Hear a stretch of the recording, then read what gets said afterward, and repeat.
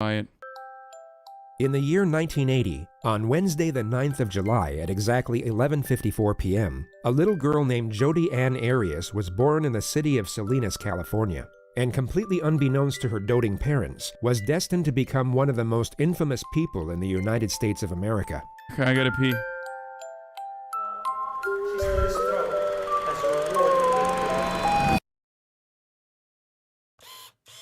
Okay, I'll be back. From what we know about her behavioral sequences, and despite what her defense team would later want you to believe, there's virtually nothing in Jodi's childhood that can be linked as a contributing factor to what she would eventually be capable of. The only thing worth mentioning was that she dropped out of high school in the 11th grade to pursue a career in photography, but it went nowhere, so she began working at a hotel restaurant which became her occupation for the next 8 years. In February of 2006, at 26 years of age, she began a new job as a salesperson for a network marketing company called Prepaid Legal, and it was through this occupation where she crossed paths with fellow sales representative Travis Alexander, a 28-year-old practicing Mormon from Arizona, who also worked part-time as a motivational speaker. When you get someone to the briefing, they say no, that counts. When you get someone fully exposed and they say no, that counts. Every time you get one of those, cross one off the list. By the time the 100th one's crossed off the list, you won't be able to spend the money. He was a very charismatic young man, which immediately caught Jodi's attention. They met at a business conference in September of 2006 and began a curious relationship from that point forward. To cut a long story short, Jodi was in love, and Travis was not. They broke up after just 5 months, but soon after the split, Jodi moved from her grandparents' home in Yreka, California, into an apartment just 2 blocks from Travis's house in Mesa, Arizona. She was at that moment labeled the crazy stalker ex by all of Travis's friends, and although Travis agreed, he would continue having sex with her out of pure convenience. She would show up unannounced on countless occasions, sometimes in the middle of the night, and Travis would let her in every time. It became somewhat of a routine, and a dysfunctional situation that neither were happy with. Travis, although he enjoyed the sex, essentially wanted her out of his life, while Jodi desperately wanted a serious relationship. And going off the myriad of entries in her diary, she firmly held on to the belief that they were meant to be together. In late May of 2008, however, she would ultimately have a change of heart. Travis had a work retreat planned to Cancun, Mexico for July 10th. It was all paid for by his employer and allowed him to take a friend with him. Jodi knew about this and believed, or at the very least hoped, that she would be the one going. Yet in the last week of May, it became known that Travis was taking another woman instead. What the fuck? A Mormon girl by the name of Mimi Hall, someone that Travis had been romantically interested in for some time. God damn, when Jodi Travis! found out, it would be safe to assume that she was heartbroken. It would be even safer to assume that she was absolutely enraged, and the collective opinion is that a specific thought process began to emerge in her mind, one that forged a psychological justification for a certain decision. On June 4th, 2008, 6 days before Travis was set to leave for Mexico, Jodi would once more show up unannounced. All we know for sure is that they had sex and took explicit pictures of each other using Travis's new camera. At roughly 5 p.m., Travis would get in the shower, Thank you for the blood and Jodi would timestamp. begin taking pictures of him using the same camera.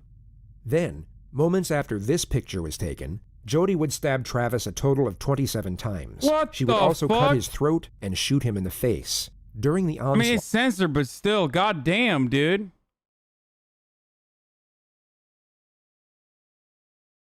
Oh, blood is coming in here now Travis's anyway. camera took 2 accidental photographs. The first was taken as Jodi dropped it during the onset of the attack. The second was Oh, there is blood, yeah. taken as she kicked it by mistake while moving Travis's body. Oh it my showed God! Jodi's foot and a fatally wounded or deceased Travis. The amount of time that passed from the 2 photographs was 62 seconds. Jodi then spent an estimated 45 minutes cleaning down the crime scene to make sure none of her DNA was left behind. This included wiping down the victim's body with a cup of water and a cloth. She also deleted the pictures from Travis. Dude, can we watch this? I mean, it's like not... I did change the title, and there is trigger warning in the title already. Shut the fuck up. It's not like a lot of blood. I don't know. I don't want to risk it, though. Like, I don't... It's actually... It's not like... It's definitely... Honestly, be really, really careful with this video. The graphic photos were a major part of her trial. Travis's camera before throwing it in the washing machine. She would then drive back out into the desert and leave Travis a voicemail for the purpose of placing herself away from the crime scene and giving herself an alibi. I know Leslie called you, so I already talked to her, so you can call her back if you want, but it's not necessary. My phone died, so I wasn't getting back to anybody. And what else? Oh, and I drove 100 miles in the wrong direction, over 100 miles, thank you very much. So yeah, remember New Mexico. Content that exclusively focuses on extreme or gratuitous gore and violence is prohibited? Yeah. But I don't know if I'll just hide the blood parts. It's not like anything bad, but prevent me from going into the 3 digits, so fun. Tell you all about that later. Also, we were talking about, when we were talking about your upcoming travels my way, I was looking at the May calendar, so I'm all confused. But Heather and I are going to see Othello on July 1st, and we would love for you to accompany us. Let me know, and I will talk to you soon. Bye. End of message. Jodi would then drive to another man's house in Utah by the name of Ryan Burns and stayed the night. He would later testify that nothing seemed off about Jodi's behavior, only that they kissed and engaged in sexual intercourse. Travis's body was discovered by Mimi and her friends 5 days later, the day before they were supposed to leave to Cancun together. How long were you there trying to get into the house? Just, a couple of minutes. I banged on the door, rang the doorbell over and over again. Nobody answered. I was scared that something might be happening to him because I knew that he had a stalker. Travis's friend on the phone suggested that we go in through the garage and look for him in the house. And then as soon as they said that they saw blood, that there's blood everywhere, I stopped looking and said, he's dead, he's dead. And so immediately... Bro, how do you fuck right after you murder?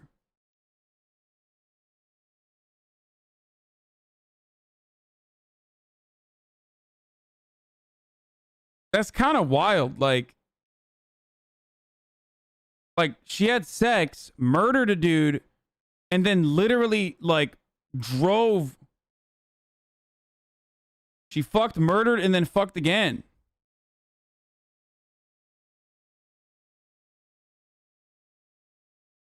She fucked before she did it too. I understand. Dude, it's crazy, dude. You're kink shaming? Yeah. What do you mean how? Murder gets your blood pumping and makes you horny as fuck? Why would you know that? I called. Maybe she listened to Murder on My Mind and got influenced to do a murder, because that's what happens when you listen to music. Sorry, I had to do a callback. At least one callback. Police. After the news of Travis's death broke the following day, Jodi called the police and offered to help with the investigation. She was then transferred to the lead detective, Esteban Flores, of the Mesa Police Department. The most notable detail of the phone call was that Jodi agreed to provide a sample of her DNA. Over the following month, forensics were able to uncover the deleted photos from Travis's camera, and despite her best efforts, discovered Jodi's DNA all over the crime. I mean, this is not... Yeah, the stuff that's showing right now is not like... I think I can show this. It's not like...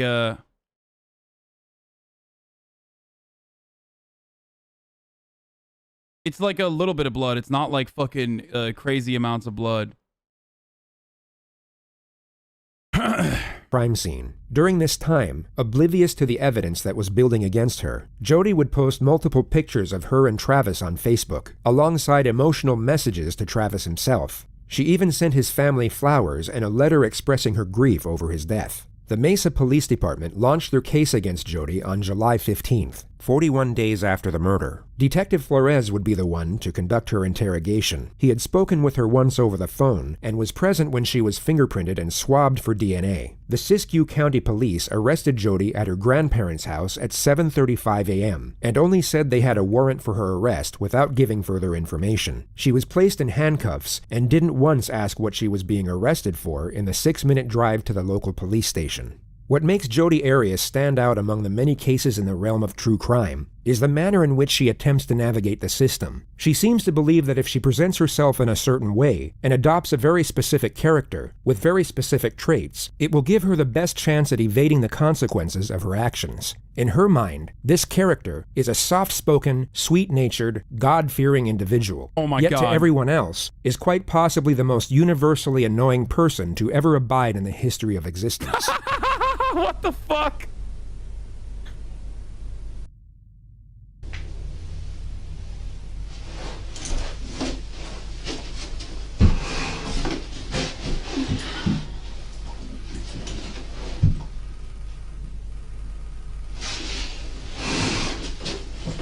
fucking got him, dude.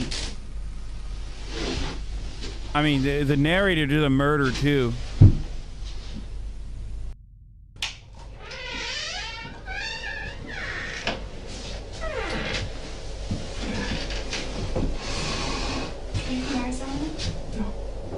Someone said, I have to read this. Sushi Sunday says, by sitting.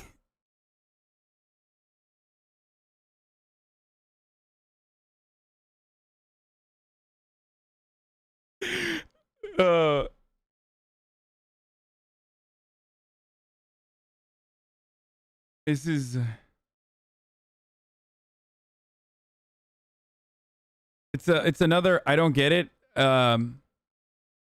It's bi people love claiming bi identifiers, like having a clear phone case, or what else is it? There's like a bunch of shit that bi people say are exclusive to or are like bi identifiers, okay? What else? Cuffed jeans, clear phone case. I guess what? Like eating hot chip, but that's like.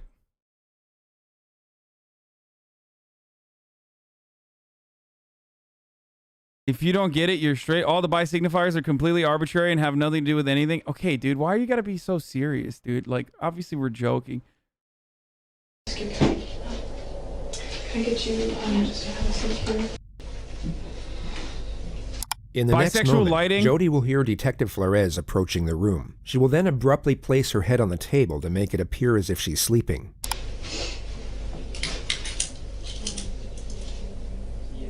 She will now notice the detective has instead walked past the room and then revert back to her regular sitting position.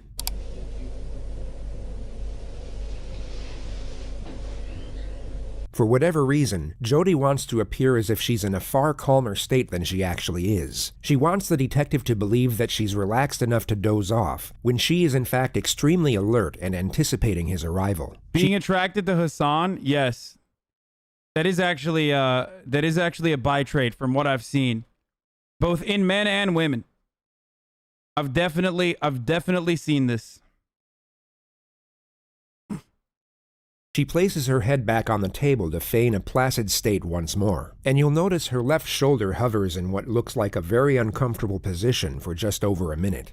She then hears the external door open, at which point she takes a deep breath and then fully rests onto the table.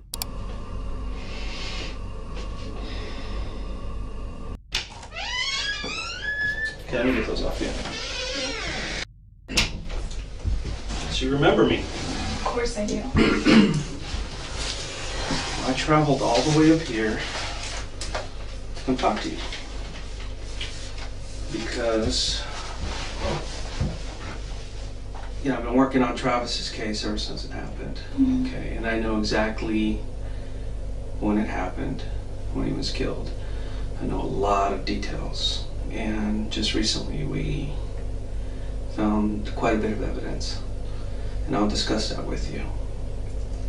The main thing that I'm looking for, though, is answers on why certain things happened, why they went so far, and also to get your statements. Okay.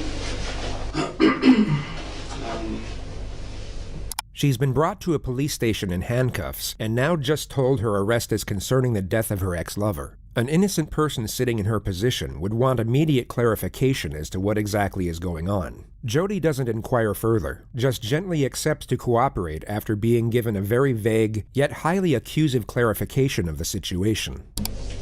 A lot of details on this case that haven't been released to the public and not even to Travis's family. And those details are known only by us and the person who did it. Okay, and that's one of the reasons I'm here, is because I believe that you know some of these details. Okay. And I think you can help us. I would love to help you in any way that I can. Okay. Because we're here at the police department, the sheriff's department here in, was it Siskiyou County? Siskiyou. That's what it's called, okay. And you're considered under arrest or detained. You're not free to go. And I'm a police officer. I have to read you your rights. Okay, I'm sure you've heard them on TV. You know, I have to read them off this little card here, but they're pretty much the same, and I'll explain them to you as we go. Okay. And you know, if there's a question that you don't want to answer, you don't feel comfortable, you can say no. You know, or you know, you can elaborate as much as you want. It's completely up to you. It's at your speed. I don't want to pressure you. Is this recorded at all, or should we? Yeah, I don't know if there's a recording or something. I don't know if these are voice recorders. I noticed them. I don't know if they have video or if they have audio or batteries or what. I don't think they're on. Hindsight allows us to recognize this is simply an attempt to appear innocent. She seems to think that if she appears confident enough to recommend the use of an outdated voice recorder, that it will seem as though she has nothing to hide in the eyes of the detective. But it's just bizarre. If the detective wasn't already certain of Jodi's guilt, he would most certainly become suspicious at this moment. Sorry, really cold. It's okay. You still heat still? Yeah, I haven't touched those or anything, but Oh, okay.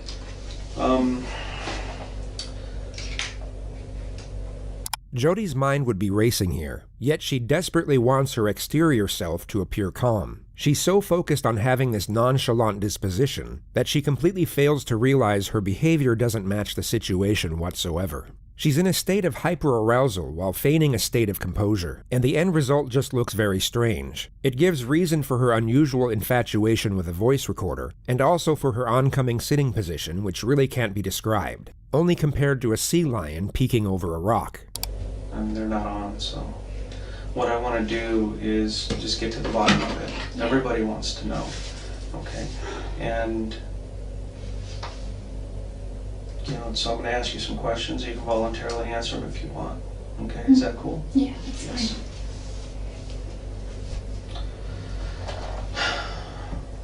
There was some question about you being. Well, let's start with this. What have you been up to since Travis's death? What have you been doing? Well, I've been working. Mm-hmm. I haven't been really working in prepaid legal. There's not a whole lot here in this marketplace, which is... It's kind of small here.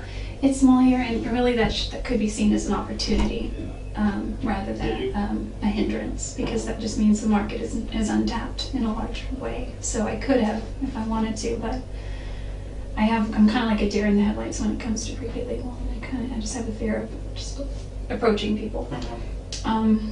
You'll come to notice that Jodi will go off on these unrelated tangents anytime she has the slightest chance to do so. It's a recurring theme in interrogations for when the suspect is facing serious charges, and the common theory is that it's an attempt at gaining a momentary escape from what is likely the most terrifying moment of their life. Going into detail about topics completely unrelated to the situation at hand essentially delays the onset of their new reality. Forensic psychology views this as a form of denial, and also a subconscious coping mechanism. This particular tangent was about the local climate and multi-level marketing, but she'll also ramble about photography, religion, relationships, spirituality, household pets, her ex-boyfriends, road trips, hitchhiking, designer clothing, and computer virus software. The detective subtly nudges her away from the theme of network marketing and onto the topic of Travis. She starts off with a Facebook post she made in his memory. I realized looking back on it that it kind of sounded immature. It's more like my dear Travis kind of letter. And so I took it down because... More personal? Yeah, some of it was details, a little bit more personal. Not too personal, nothing inappropriate. Just, I just felt funny. I think because I'm a photographer, I tend to communicate more through pictures, so I posted a ton of pictures that I had of him, and I have a ton more that I just can't access right now, and videos and things that I know his family would want, but She then explains how it's hard to talk about Travis's death with the guy she's now dating. and we've been talking a lot, and we try not to talk about that because it's kind of like, ugh. And plus Travis is my ex-boyfriend, but at the same time he's my friend, so while I'm mourning my friend, how do you talk to your new potential possible maybe person that you might start dating about your friend even though he was your ex-boyfriend? So it's kind of a gray area. The detective knows she'll happily trail off until the morning comes, so he cuts her off and locks her into the situation at hand. And I've talked to a lot of people, and Jesus Christ. everybody's pointing a finger at you. You know, I don't even know where to begin. I don't know to talk about the arousal, or I don't know if I should talk about her trailing off, or she is just like, Jesus fucking Christ, dude. The moment that someone starts talking about antiviruses in the middle of a fucking conversation like this, you just, you know, when you're under the suspicion that you might have murdered your boyfriend, it's like, it's a wrap. It's GG's. Everybody is saying, I don't understand what happened to Travis. I don't know who killed him. But you need to look at Jodi. And sometimes the simplest answers are the correct ones. One of the most fascinating parts of this interrogation is how long the detective allows Jodi to cling on to hope. For the first 45 minutes, she will be terrified, yet still believe there's a chance she will be going home at the end of it. The detective will hint at her suspicions and culpability in a gradual manner, yet not directly accuse her until a much later stage. Dangling the idea of hope above someone's head while simultaneously hinting at the grim future that awaits them would perhaps be considered cruel in most other circumstances. Yet on this occasion, it is tolerated for a tactical purpose, which is to allow for as much divulgence from the suspect as possible. Her fear will cause her to panic, not enough to the point where she completely locks up, but just enough so that she continuously tries to claw at her own salvation, and in the process will divulge information that will be extremely damaging to her defense later on. And that's one of the reasons I started looking at you a little bit closer. And over the last month or so, I've gotten into Travis's life, talked to all his friends, his family. I got a really good understanding of who he is now. And I got a very good understanding of your relationship with him. Obviously you weren't boyfriend and girlfriend anymore, but you were still having a sexual relationship, which, Does his family know about that? Just curious. No, his family doesn't know anything. Yeah. I'm interested in protecting how he's remembered as well. And just for the purpose of integrated context, at Jodi's trial, she would label Travis a sexual deviant, a domestic abuser, and a pedophile. He truly had feelings for you. And for some reason, he felt that the relationship between you and him was somewhat unhealthy, but he couldn't stop it. And I assume that's probably maybe the same way you felt about him, or maybe you didn't understand why he didn't believe it was healthy. No, I didn't think it was healthy either, spiritually at least, and probably emotionally, but mostly spiritually. And I think that kind of, once you have something that's not healthy spiritually, it filters through all aspects of your life. Her dialogue alters from spirituality to her work history and then to her finances before moving on to her family. Bear in mind she wasn't asked about any of this. Financially, I wasn't doing well. I missed my family. I moved away shortly after high school, and I come back to visit, but I realized over the years I'd missed out on a lot of things with my little brother and sister. I missed out on just their karate or their baseball or cheerleading or... The detective nudges her back to the subject of Travis once more. He asks if the sexual element combined with his religion was the reason the relationship didn't work. Jodi then takes it upon herself to recount her sex life history and simultaneously preach about her own devotion to the Bible. I've had a couple of serious relationships before where I was intimate with a few people, and it's kind of silly, but I used to always joke that regardless of what the Bible says, and yes, I'm Christian, I just live my life by the 10 Commandments, and those are my rules. You know, thou shalt not this or that, but it doesn't say thou shalt not fornicate. So I just used to joke about that. We did pray about it. I remember we knelt by his bed once, and surprisingly, he suggested it. Normally, you know, I would suggest that we pray before we go on a trip or before we eat if we're alone. It was kind of unusual for him, huh? Yeah, because he was very resistant to prayer. He's like, so I'd say, will you say a prayer? He's like, why don't you say a prayer? Why don't you say a prayer? Why don't you say a prayer? So we'd go back and forth. Jodi, will you say a prayer? And I said, sure. And Travis was like... The detective endures as much prayer talk as humanly possible before shifting the topic once more. He was at a point in his life where he wanted to really start settling down. He felt like he needed to kind of grow up. Mm-hmm. You know, become a husband, become a father. Did you guys ever discuss possibly getting married or anything? When we were dating, we did. Okay. Once we broke up, he brought it up. He actually proposed to me. a lot of times, but he wasn't serious. Let's move to after the breakup. Oh, okay. What kept you in Mesa at that point? I actually moved to Mesa a few weeks after we broke up. Really? Mm-hmm. And then there was a time period you really wasn't seeing anybody, and then Mimi came into the picture. What did you think about her? And I didn't know a lot about her. She seems like a really nice girl. He showed me her picture on Facebook. You know, I don't think she had a lot of pictures on there. He said that he's not sure why, but he's pretty sure that she could be it. And I was happy for him. I didn't find out about Lisa. This conversation you had face to face with him? Yeah, or? yeah, it was in his room. And he had his laptop, you know, just on his bed. Jodi is desperately trying to make it appear as though her and Travis were on good terms. But this is just overkill. Jodi was labeled the crazy stalker ex by all of Travis's friends, and even Travis himself. The idea that he would show and then discuss any potential future romances with Jodi is ridiculous. And I truly believe he does love her still. Oh, he but does. Travis had a, he's what you call a player. You know what that means? Yeah. He kind of pulls girls in. Anybody, though. He was reluctant to make a commitment first off. And truly, he didn't think that you were marriage material.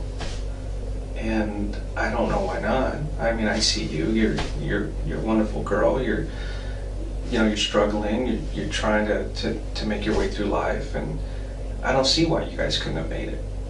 I think we have very different philosophies on a lot of ways.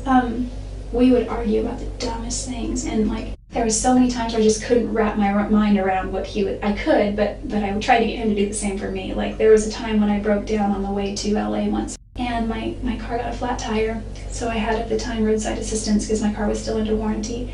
And they went to take the car in to change the tire and realized that when they sold me the car, they didn't give me the wheel lock key.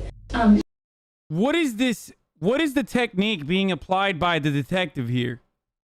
Like, just listening to her endlessly fucking go on just because she's hot? Like, what's the detective technique here? Is it called just simping for the hot murderer? Like, this technique used by the detective is called let her ramble on for, 7.5 hours. Chat's taking notes on baiting. Oh, I forgot. The actual other technique being applied here is the top of the hour technique, where streamer is cooking curry chicken in the background. Okay, because his mom won't. So he has to make his own curry chicken in the background while watching the video on his phone, and then coming over to run a 60-second ad break at the top of the hour. Now, this technique can be avoided. Okay? And that's called subscribing with a Twitch Prime. If you use the... Bro, you're literally 34? No, I'm not 34. Fuck you. It's called subscribing with a Twitch Prime for free. By that way, with that technique, you can avoid the ads. So there is that. And yes, my mom is not cooking my chicken tendies tonight, and I am upset about it. Okay, shut up. Here is the ad break now. Fuck you. I was kind of hungry. It was dinner time. It was 7:38, and it was dark because it was January. And the tow truck guy said, there's a Denny's 2 blocks down here, and there's a Jack in the Box there, and he was driving me to the motel. I said, is there an IHOP around? Because I really like IHOP. He's like, yeah, but it's kind of like 5 miles back in the other direction. I was like, okay. He's like, I can drive you there if you want. And I was like, he's like this short Mexican guy, and he seemed really harmless. And I was like, okay. And he, and I asked him about his life, and he had a wife and kids, and so he wasn't flirting. The travels of Jodi and the sweet Mexican continues on for another 2 minutes. The detective then brings Jodi's attention to what he already believes was the trigger motive for the murder. So, moving over to his trip to Cancun that he was going to. When did you first find out about that he was going with Mimi? Oh, I found out about that at his memorial services on Monday. It was the Monday night memorial service. Okay. You didn't know he was taking Mimi? I didn't know that. I think that's awesome, actually. Right. Yeah. Well, unfortunately, Mimi had called him a week or two before, and I told him, look, if you want to take somebody else, it's fine, but I have something to tell you. I don't look at you that way. I don't look at you as a boyfriend. If you want to be friends, we can be friends. The detective essentially stated that Travis was friend-zoned by Mimi, but he still invited her instead of Jodi anyway. What kept you to him? I don't understand. Well, moving is expensive, for one. So once I was there, I was kind of stuck there. But why do you continue to go back to him? You know what he wants. You know that it's not healthy. But yet you continue to go back. And it brings us to this point where we are now. Part of my perspective now has to do with the fact that I'm going through a repentance process that I've worked out with, with my bishop, and he's given me, certain scriptures to read and ponder and pray about. And Preacher Jodi emerges for another 2 minutes, going into detail about scriptures and baptisms. The detective then interjects and starts getting more confrontational with the facts about Jodi's behavior towards Travis. And obviously you guys kept this relationship hidden from everybody else, and because nobody really knew about it. well, There were some people who I talked to and said, yeah, they continued to have a relationship even after they broke up.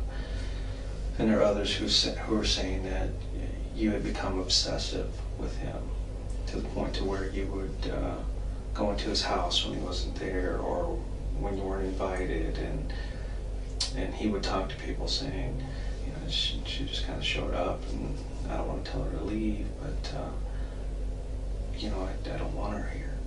oh, must have been early on, Yeah. because there were a couple times when we established a rule early on, just don't come over unless, he said, you can come over anytime, but I need to know first. The detective then starts ramping up.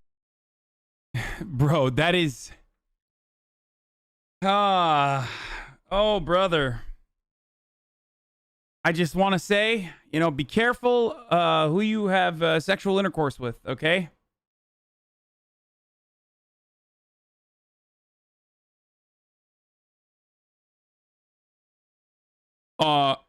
Also, Travis is a piece of shit that played with his girl's emotions until she snapped. She wouldn't have murdered, obviously, but she pushed past the breaking point.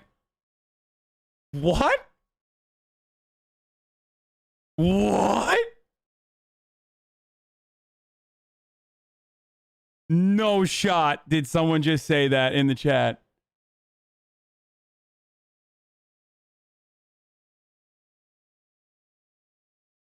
Dude, get the fuck out, dude.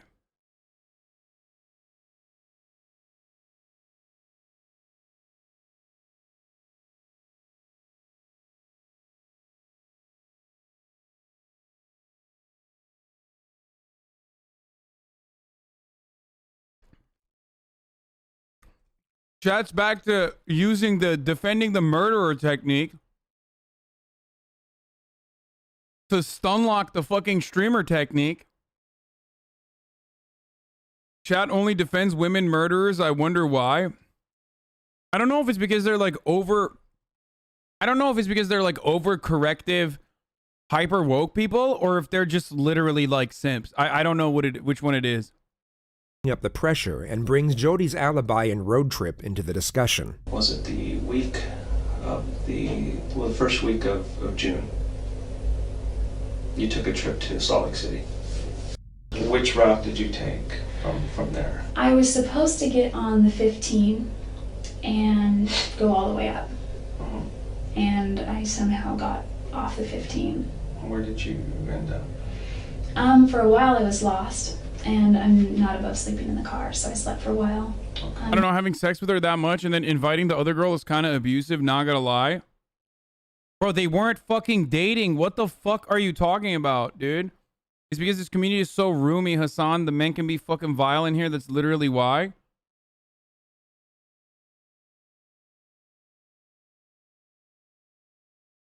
What the fuck? Also, no matter what happens, like...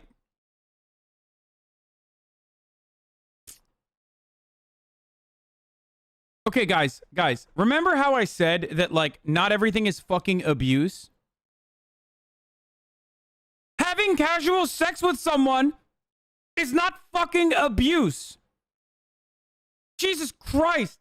And abuse inherently does not mean, like, a justification for murder regardless. What are you doing, dude? I'm a heavy sleeper and I sleep a lot, so. But you were on the 15 for a while, and you ended up getting off the 15 somewhere. Yeah, I looked at a map, but I'm pretty sure I know where I went. Can I draw you a map? Sure. So this trip took you a little over 48 hours then. I have a problem with this trip. Well, I went first too. Yeah, I know. I know you went down here. I've gone over this trip over and over in my mind and on paper. He knew she was a stalker. He should have stopped fucking her. Wow, dude. Wow, literally, just say he deserved to be murdered. Mad because you like to lead girls on? Oh my god, dude. Are you fucking insane, dude? What the fuck? Bro, there are some real psychos in here, dude. There are some real sick fucks in here, dude. Seriously.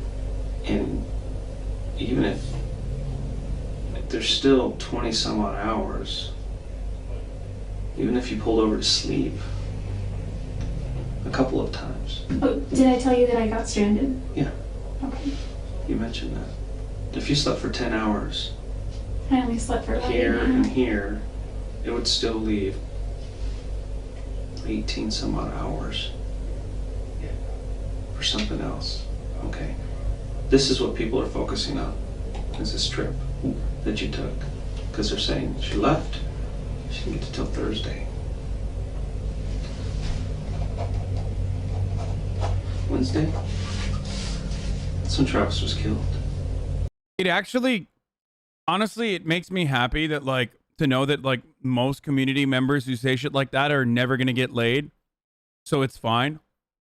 You know what I mean? Like, because you are a danger to society. Like, if that's your take, honestly. Like,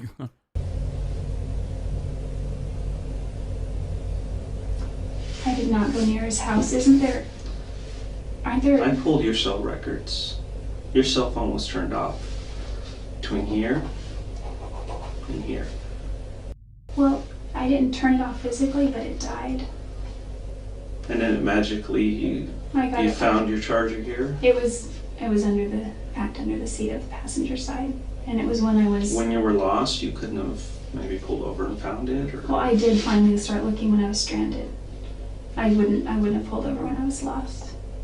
Detective Flores explains to Jodi multiple times over how the trip doesn't make any sense whatsoever, and whether it's feigned naivety or that she literally doesn't understand the concept of time and distance, she pretends to be confused. for the record, people who are saying, how are you gonna keep fucking a girl that you told all your friends was a psycho over and over again after you knew, is the exact same argument that, like, people retort to women with when they say, like, why did you keep dating your fucking abuser after you knew that they were abusive? I'm just letting you know that you are literally doing that, except in the emotional or physical abusive domestic relationship, like, it didn't end in a murder, whereas in this one it did. So it's even worse than that. I'm just letting you know that, like, this is a situation that is worse than the other situation that everyone understands and has established is, like, fucked up.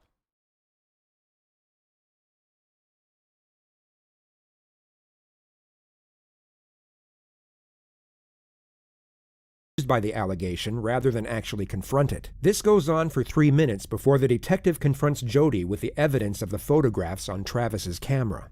But I don't think you're being completely honest with me about that trip. I honestly got lost. It's bad timing. Were you at Travis's house on Wednesday? Absolutely not. I was nowhere near Mesa. What are you talking about? Women get murdered over that almost every day. Hey, asshole. How do you not understand that that's unjustifiable? Whereas they're only one person in one instance is being justified here. That's literally my point.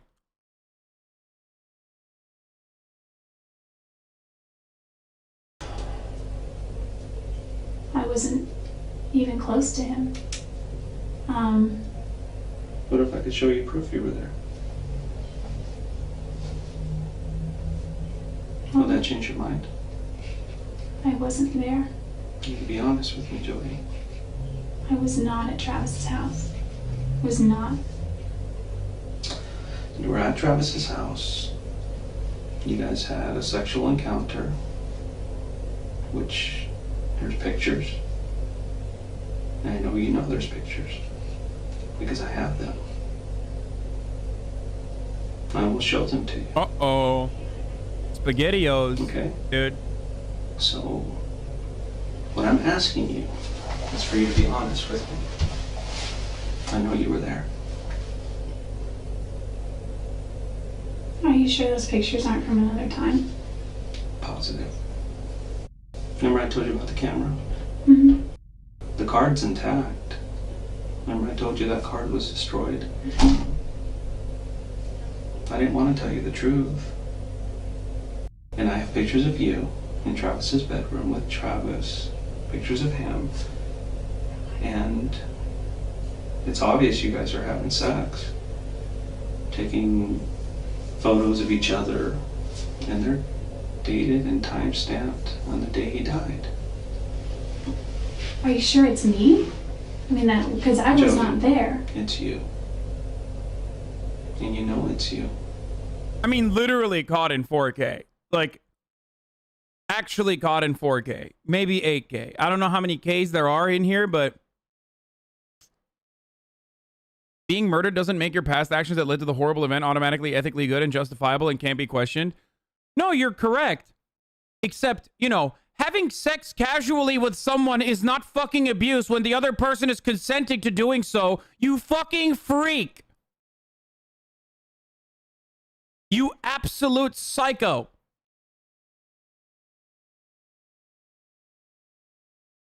That's wild, dude. Yo, people are actually fucking dumb, dude.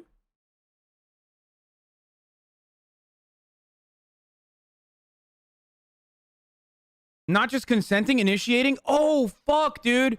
Shit, dude. I didn't realize, like, having a fuck buddy means that, like, that could have led to him being murdered. Fuck, dude. Bro, you guys are, oh my God. Some of you literally, again, like I said.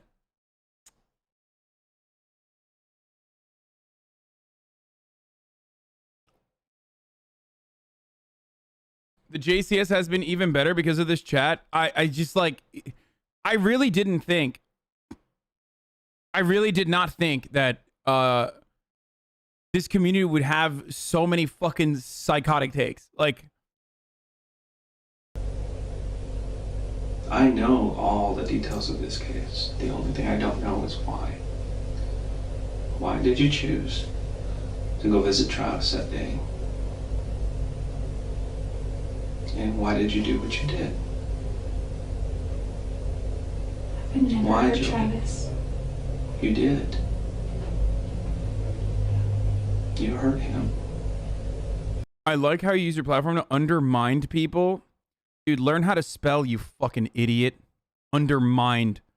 Learn what words are if you're going to use them, okay? With your $2 words. That's why we're here. That's I why said I flew up undermined. here.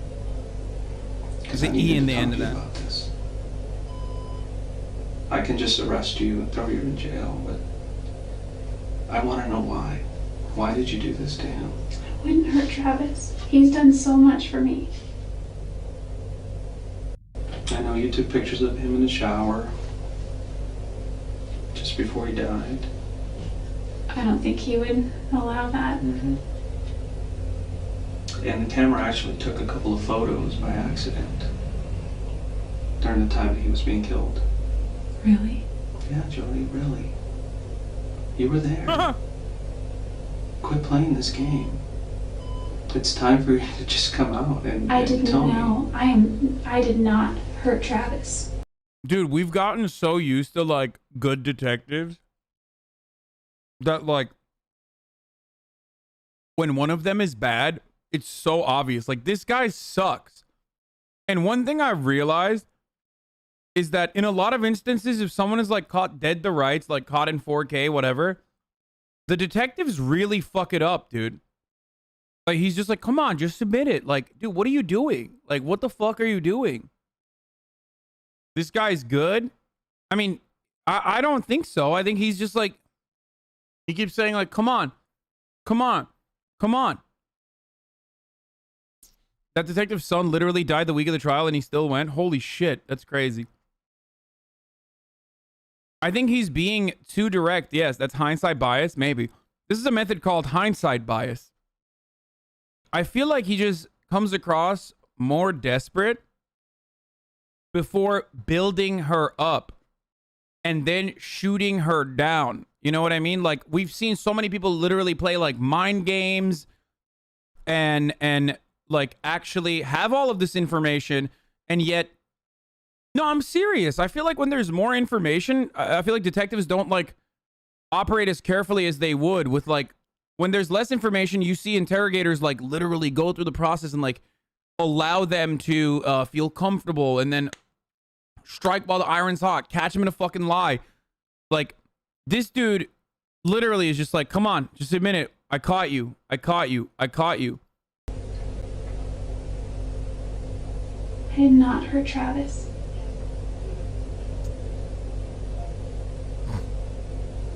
I wouldn't do that to him. The detective then goes on to explain the DNA evidence collected at the crime scene, which includes Jodi's blood mixed with Travis's blood, Jodi's hair, and Jodi's bloody palm print. You either had blood on your hand and you touched the wall, or there was blood on the wall and you touched the blood. It said, what timestamp is it at? What is it, 37:55? Okay. Could my palm print have already been there and then blood touched it? Jodi, this is over. This is absolutely over. You need to tell me the truth. Listen, the truth is I did not hurt Travis. If you want, I can show you some pictures of him. Do you want to see pictures of him? You're gonna say yes. That's psychopathic. Part of me does and part of me doesn't. That's real psychopathic behavior. That's real psychopathic behavior. A normal person would never be like, yeah, show me my fucking murdered boyfriend, dude. No, that's like, I've seen enough fucking criminal movies to know that like psychos love fucking seeing their victims again. Like, it's like hot for them. You know what I mean? Also, this dude is literally fucking, like, oh, you want to see? You want to see what you did? Like, come on, bro. Chill the fuck out. He's trying to get a confession. He's being bad. Her little girl voice is aggravating. I know how violent and deranged she is. Yeah. No, Jodi. There's a morbid curiosity. Jodi. I wanted to know how he died. We can keep playing these games over and over again. I'm not going to believe you. It's over. Could it have been my blood from before? Your image is not important right now. Saving the rest of your life is. Listen, if I'm found guilty, I don't have a life. I'm not guilty. I didn't hurt Travis. If I hurt Travis, if I killed Travis, I would beg for the death penalty. It just seems so impossible. I want to see it. I want to know. I mean, I'm not a murderer, but I guess if I were to do that, I would wear gloves or, you know, something. Okay, let's say for a second that I did. And I say... Isn't this verbatim OJ? Like, she's literally going with the if I did it shit. I did it. I mean... The motive is there. The jealousy issue. But I wouldn't even say it was jealous. I mean, there may have been some jealousy there, but then what is it? What caused this? I think if anyone, maybe Travis was jealous, but that's not what everybody else says. I can prove you were there. I can prove it. But what I don't have is I don't have answers on why it happened.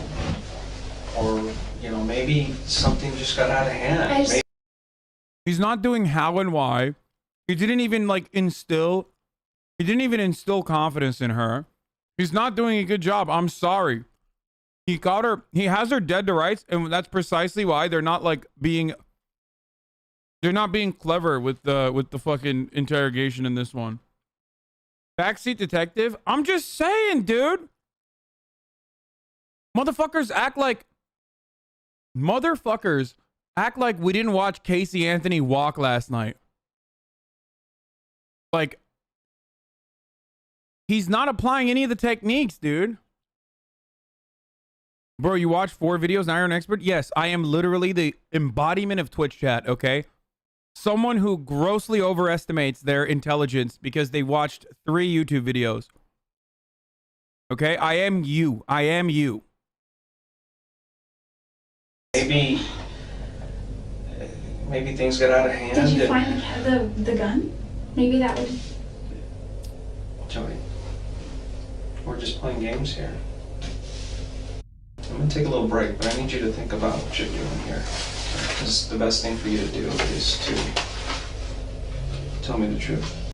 It's so important that you tell me. He just let her ramble on and now is like, come on, admit it. We caught you.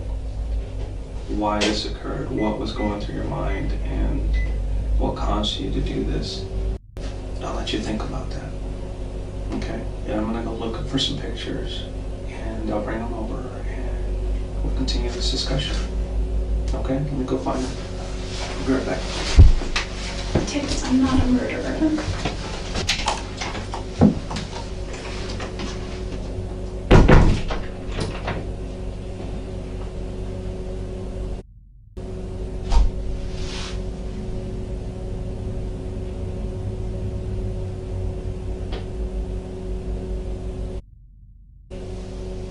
Oh, pictures are coming up. Yeah, not yet though. Not yet. Right? He's gonna bring the photos now at like 37:30.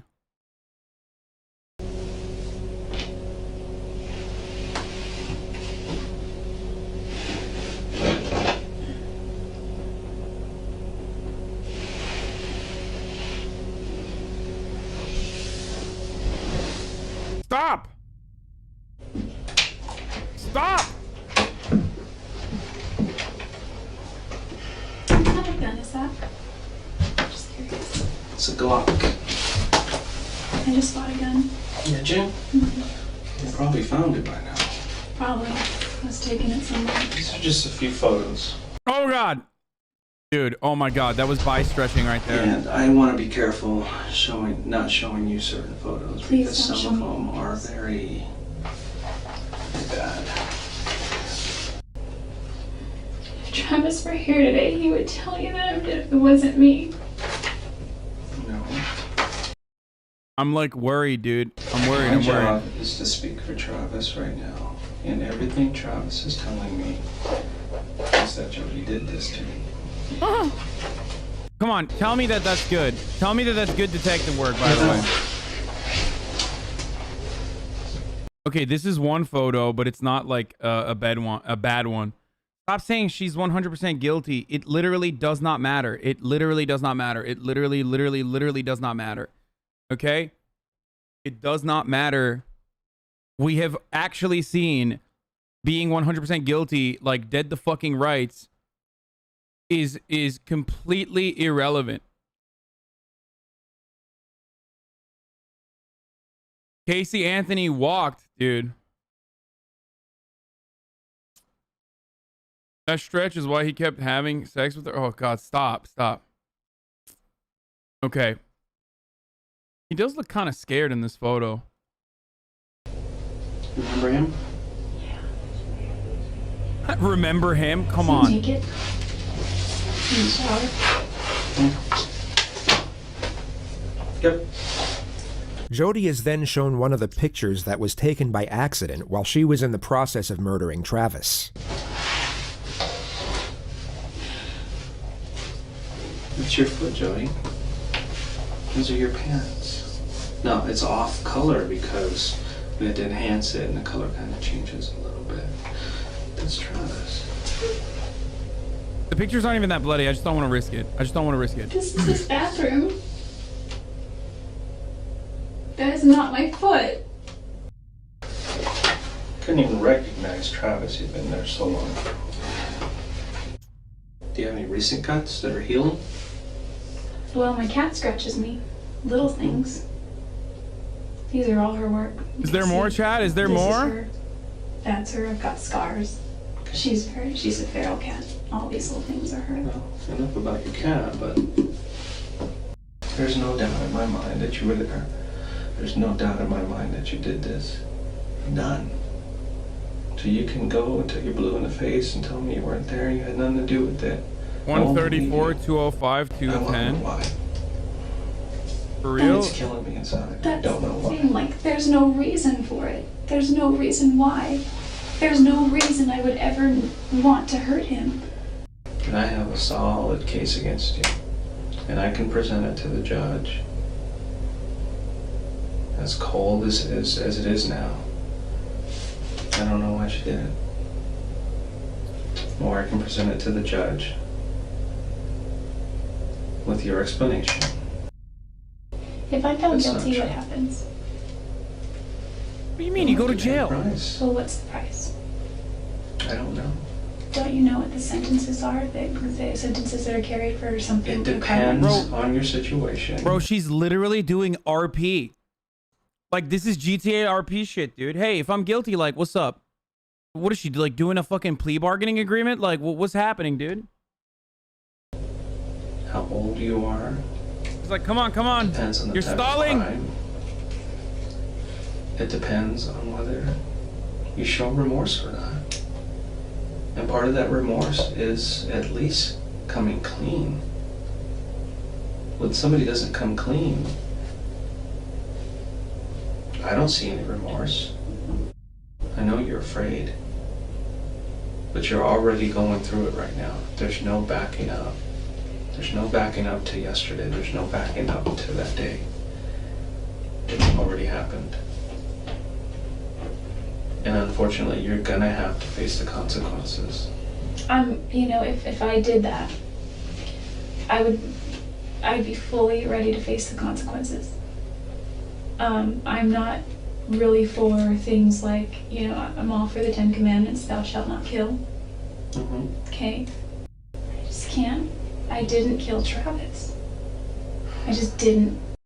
Everybody knows murder is immoral in Christianity. Duh. That's a foolproof method. I don't know why they didn't just let her go, dude. Also,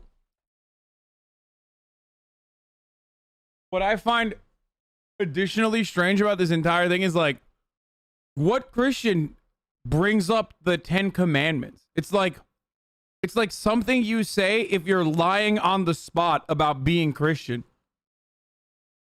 You know what I mean? It's like when Donald Trump says, like, I love the Bible, and they're like, oh, which one? He's like, all of it. All of the verses, all of them, they're my favorite, believe me. Like, oh, wow, I didn't realize, like,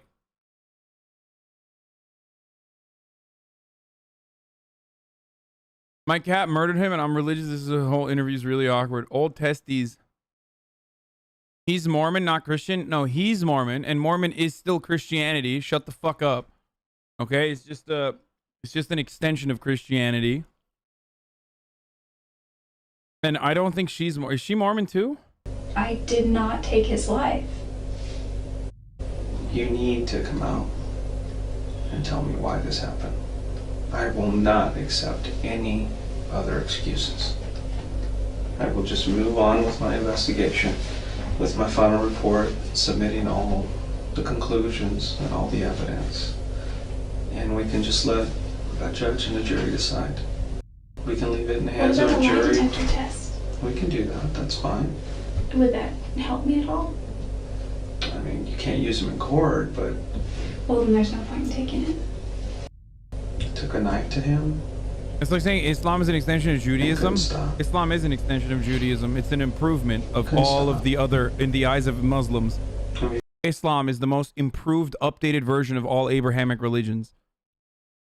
So yes, Muslims wouldn't even get mad at that. They would literally say that, yeah, no, it's true. Before you knew it, it was all over, and then you panicked. I've never been that angry at him. Not enough for that. I've been so far angrier at other people, at other ex-boyfriends. Then tell me who could have done this. Who did this? I don't know, but if I go to trial for this, and if I'm convicted for this, whoever did this is going to be sitting very pretty somewhere. Glad that it wasn't them.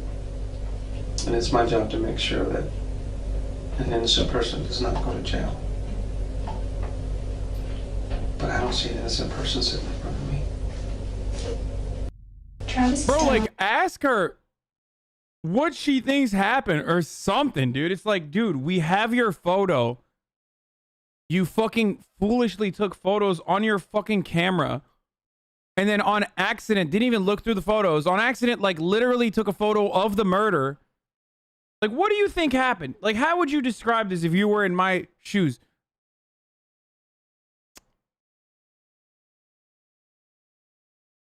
I just want to know, like, I just want to know what, like, just have fun with it at this point, you know? A lot for me, and I wouldn't hurt him. He introduced the gospel to me. Why is everybody saying that you are capable of hurting him? Everybody says it. I don't know why anyone. So don't tell me that He's just like, he's like gossiping about her fucking friends and shit. Everybody says you're capable of murder. I don't remember spiders. Oh, I kicked a dog once. I was a freshman in high school, and I love animals. And we had this dog, his name was Doggy Boy. And what is this fucking until the dog that they have now, have never been able to, and I don't mean just them, we as a family have never been able to care for a dog properly as far as give it attention and take it for walks and be consistent. To save you the oncoming ramble about Doggy Boy the dog, she lightly tapped him with her foot for tearing open the trash, and she's felt so bad ever since that it changed her entire worldview on the animal kingdom. She now apologizes to the dog, through the detective, who's conducting her interrogation for first-degree murder. And I need to apologize for that to him. I know it sounds weird, my relationship with animals. It's kind of like they're like people too, you know, they have souls. What you need to do is you need to apologize to Travis. But you just refuse. Listen. Yeah, I can't help you anymore if you're not gonna.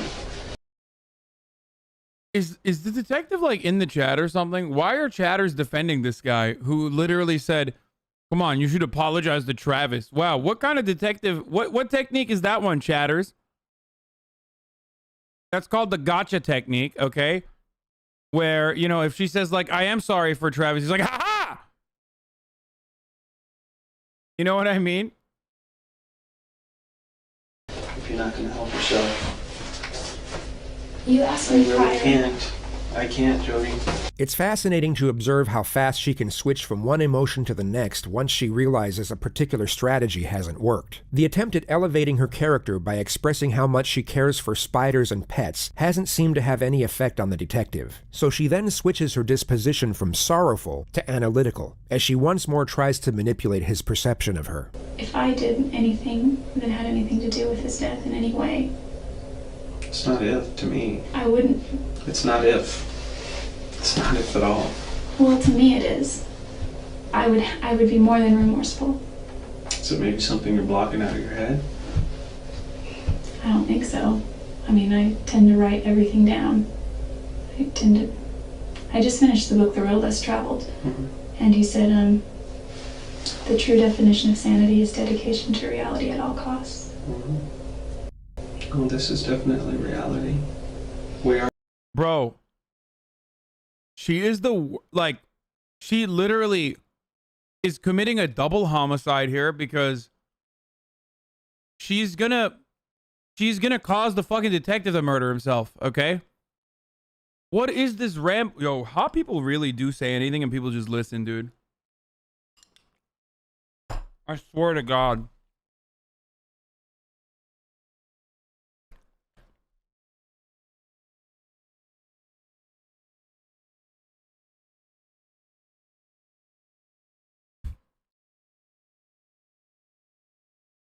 Why do we think we listen to you? Okay,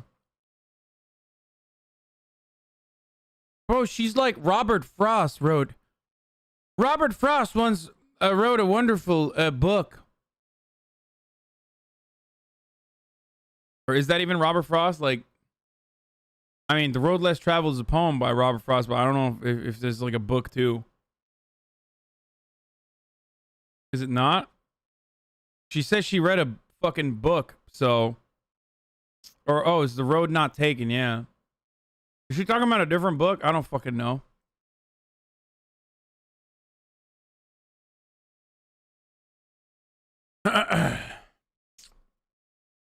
You legit call every woman on the show hot? Calm down. I've literally never called any of the women hot except for her. We are sitting here inside of an office, the sheriff's department, and you are facing first-degree murder charges. No, I didn't say Casey Anthony was hot. Going to be booked into jail. No, she's not even hot. She's just... You will be brought back to Arizona, and you will stand trial. That's the reality. And once you realize that, I think you'll be better for it. I've had worse issues with other people. They're all still alive. I'm still friends with my ex-boyfriends. They're all still alive. I said she was attractive, like an attractive white lady. And there's one thing that I can never get out of my head. Ever since the first day I talked to you. Like, there's big difference? Yes, attractive is like more of an analytical term. When I say someone is an attractive white lady, I don't mean like, oh, she's fuckable or I want to fuck her. I mean like, she is objectively aesthetically pleasing to a maximal amount of people. Do you understand? Like, that's what I mean when I say attractive.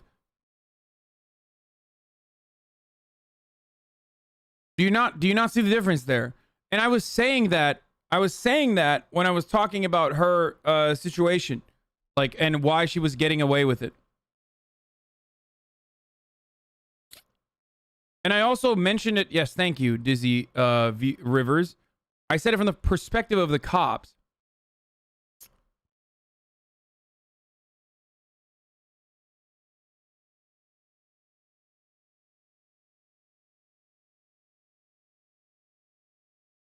All saying that, you know, someone's just not acting right.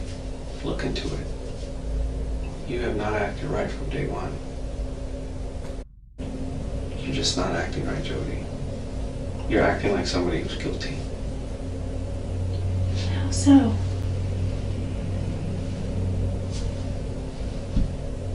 You tell me. I know because I've been doing it a long time. It's taken me a not that I long time to figure it out. But within the first 30 seconds to a minute of a conversation, I know when somebody's acting right. There's a certain way people act. How did I act Okay. that would It's not make like you think? It's not like TV. It's not anything like that. It's not That's what you terrible. see in movies. Is it because I'm not crying? No. It's not because of that. What is it? I mean, I'm not going to change how I act. He literally sounds like he's trying to flirt with her too. Like he's like, yeah, I'm pretty smart. I'm kind of like Sherlock Holmes.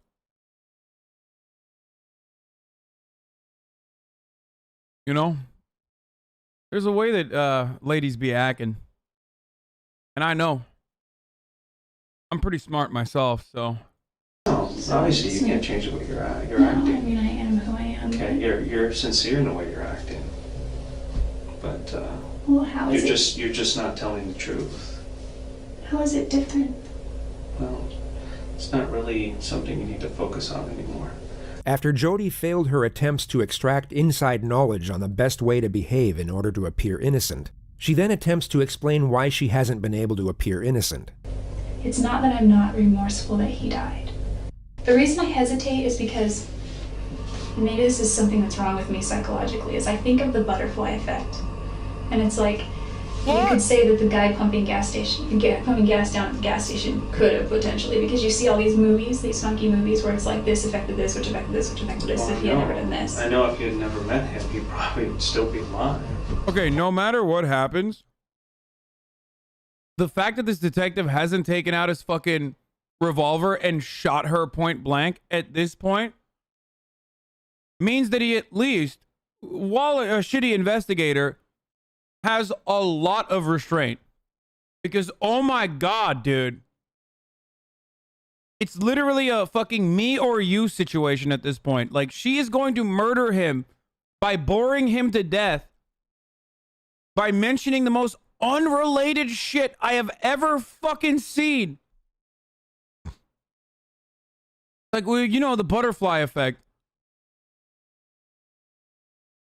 That's true. Yeah, that's because you killed him. No, I just can't admit to something that I didn't do. If it would help my case and give me an easier sentence, I know that people plead guilty for those things. No, and I don't want you to do that. That is the absolute last thing I want. I wish that I had answers. I'm sorry. There's just no reason. There's just no reason. There's no good reason why this happened. There's never a good reason why somebody dies like this. This seems to be the moment Jodi fully confronts the reality of her situation. The anguish she has over her own fate will become visible, yet she will now disguise this anguish as grief over Travis's death. She does this by posing a question. How many times was Travis stabbed? More than I want to remember.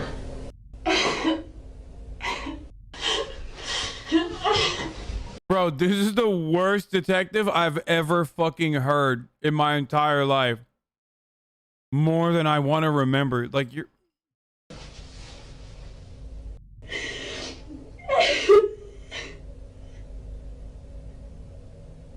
I think you're feeling the reality in the moment now. This is embarrassing, bro. Travis's family is gonna miss out on the Travis. There's just no reason I would ever want to hurt him. All I know is that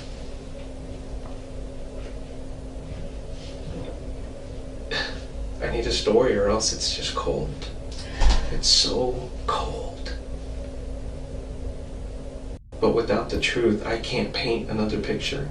And it's going to be up to the prosecutor to paint that picture. And if you want that prosecutor, and I've met him, and you don't want him. Azam, 5 hours experience, detective, question marks, hours of experience? Yeah, I could do a better job. I've already learned. Everything I need to know about being a detective, okay? It's over. What, dude? Always blame the black person. There you go. Boom. Promote me right now, dude. That's it. Boom. Fucking immediately. Police chief. That's how it goes.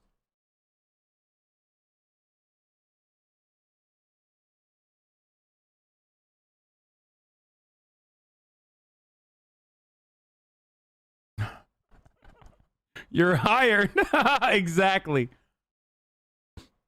Him painting that picture. Dream Stands would cancel you over that one? Yeah, I know. Streamer blames black guy. Instantly gets promoted. I have to maintain my innocence. I can't admit to doing something that I haven't done. There's just no Well, I reason. have more work to do. Can you give me a rundown of what's going to happen from here when you leave? Yeah, you're, Like, just today, for example. Good to see black suffering is a joke. Oh, these are the fucking weirdo newbies, dude. Name 3 black people you talk to regularly. Stonelock is over, Cap. Skip the N-word tweet, Pepela.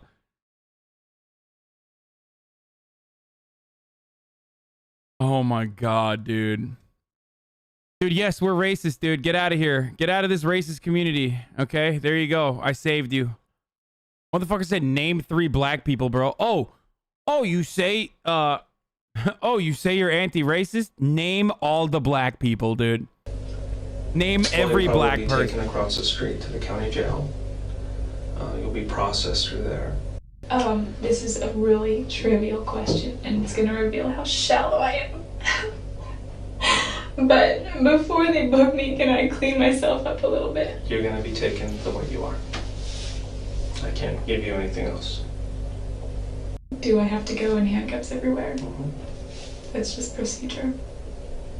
Whether you wrote a bad check or you're facing murder charges, you're gonna go in handcuffs. Dude, they're fucking back and forth is like triggering me. Okay, I'm telling you, I see like the vibes are fucked in this one. Haha, whether you're handcuffed or whether you wrote a bad check or you murdered someone, you're gonna get handcuffed. Like, what are you doing, bro? Like, what's going on? Are you guys gonna fuck later? Like, what are you? Why are you trying to establish chemistry with the fucking murderer after failing to get her to, you know, admit that she did a murder for like 2.5 hours?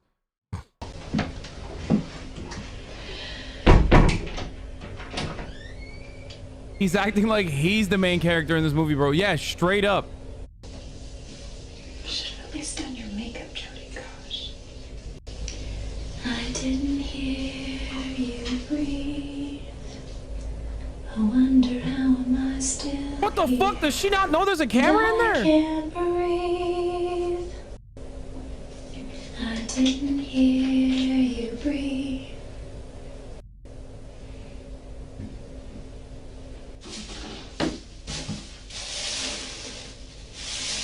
What is she doing?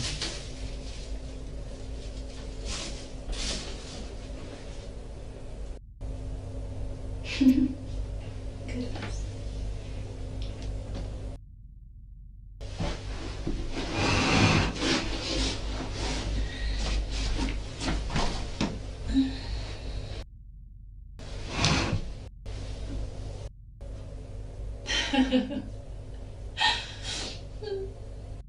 He knows our need. Stop simping! Stop! Where is it? She's so interesting. No, dude. She's fucking crazy. God damn it, dude. What the fuck is wrong with you guys? Still beating.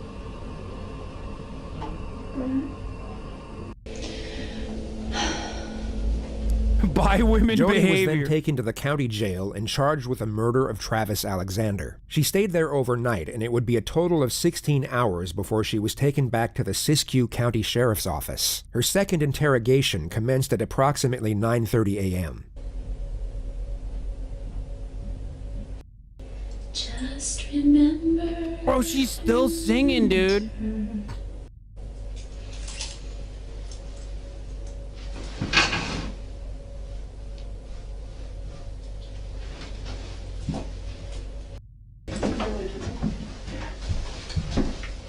I love that chat's acting like, oh, she's such a small bean, you know? She's such a, what do you call it? Like, small bean by queen, dude. I forget what I was going to say. God damn it, dude. A sussy baka. It's fucking ridiculous, dude. Absolutely ridiculous. Oh, that's what I was gonna say. You're acting like she's a fucking manic pixie dream girl, dude. You're literally acting like she's a manic pixie dream girl. Like, this is Zoe Deschanel. She's so quirky. She's so quirky. Man hates to see a girl boss winning. Yeah, you know what else I fucking hate to see? When I run an ad break and you don't get to avoid it, okay? Because it's top of the fucking hour, all right? And that means it's time for a 60-second ad break.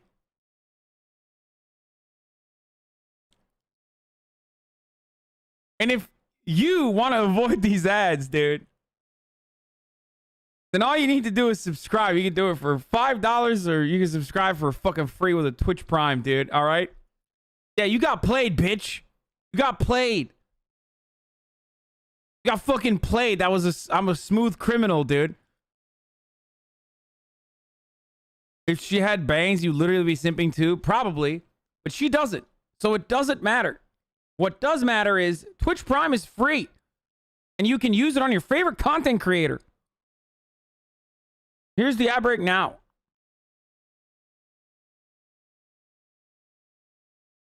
Okay. Let's keep going. Wahoo Warrior, thank you for the 2 gifted subs. All right. you want to go ahead and stand up for me?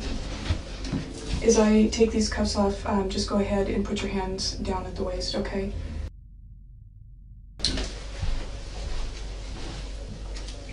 The game plan for this second interrogation will be a lot more strategic. Investigators will have studied the footage the day prior and will now have a greater understanding of Jodi's personality. The initial tactic is for Detective Blaney to criticize and berate the suspect's character while simultaneously reinforcing fear. By the way, do we know if she's bi? Because Chad is like kind of convinced that she's bi, and then now Chad is like comparing her to Kristen Cinema,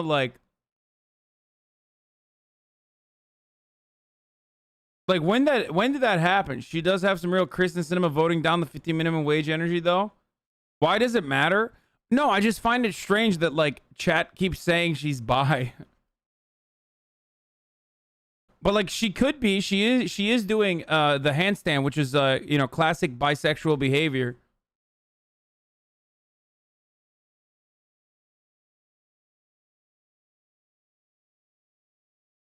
Yeah, bisexuals love doing handstands and sitting weird. And apprehension. She makes it very clear from the offset that the suspect's fabricated naivety and sickly sweet persona will not work on this occasion, and Jodi's self-esteem will be broken down in a manner that would typically be considered bullying or abuse under different circumstances. This is done so that when Detective Flores returns, it will be a welcome relief, and an immediate rapport will then be attained, which in turn will make the suspect far more likely to cooperate. It's a derivative of good cop, bad cop, and the two investigators execute this technique in a near-perfect manner. Detective Blaney's time with the suspect is essentially a non-stop psychological onslaught, which is sometimes executed in a passive manner, while other times in a far more direct manner. During the latter stages of the bad cop procedure, Jodi will be asked if she would prefer to speak with Detective Flores instead. This question is posed a total of 5 times, and only on the 5th time will Jodi finally give in and admit that she would. I didn't realize good cop bad cop was like a real thing. I thought it was just like in movies. That when Detective Flores finally returns, it was all her. I just want to let all of you know that you didn't believe in me when I said I was a fucking expert, and I literally called out the technique. I'm just saying that I know what's up. I'm literally a detective now. Call me Detective Piker. Doing, rather than a calculated and prearranged strategy. Okay. The voice recorder isn't actually for the purpose of recording the conversation. It's just to make her uncomfortable. To reinforce the perception of Detective Blaney being the enemy, and not to be trusted. You'll notice that when Detective Flores returns, this device will be switched off, therefore reinforcing the idea that he is the friend who can be trusted. Today's date is July 16th, and my name is Detective Rachel Blaney, and I'm here with Jodi Arias. Is that how you say your last name? Arias. Okay, I'm sorry. This is just formality, and this is, you know, if I have to, you know, write up a report of what we talked about, at least I know word for word, you know, what you said, and there's no mistakes. Mm-hmm. Okay. The reason that I wanted to talk with you this morning, there's a couple of reasons actually. Let me say this: it's obvious to me that, you know, you're not our typical suspect. Why? You come from a good home, a good family. Oh my God. Your parents obviously care about you. That was evident, you know, when they talked to him yesterday. It's like you're quite. Probably more intelligent than you were letting on yesterday. And there's no question in my mind or any of the other investigators' mind that you were the person that took Travis's life.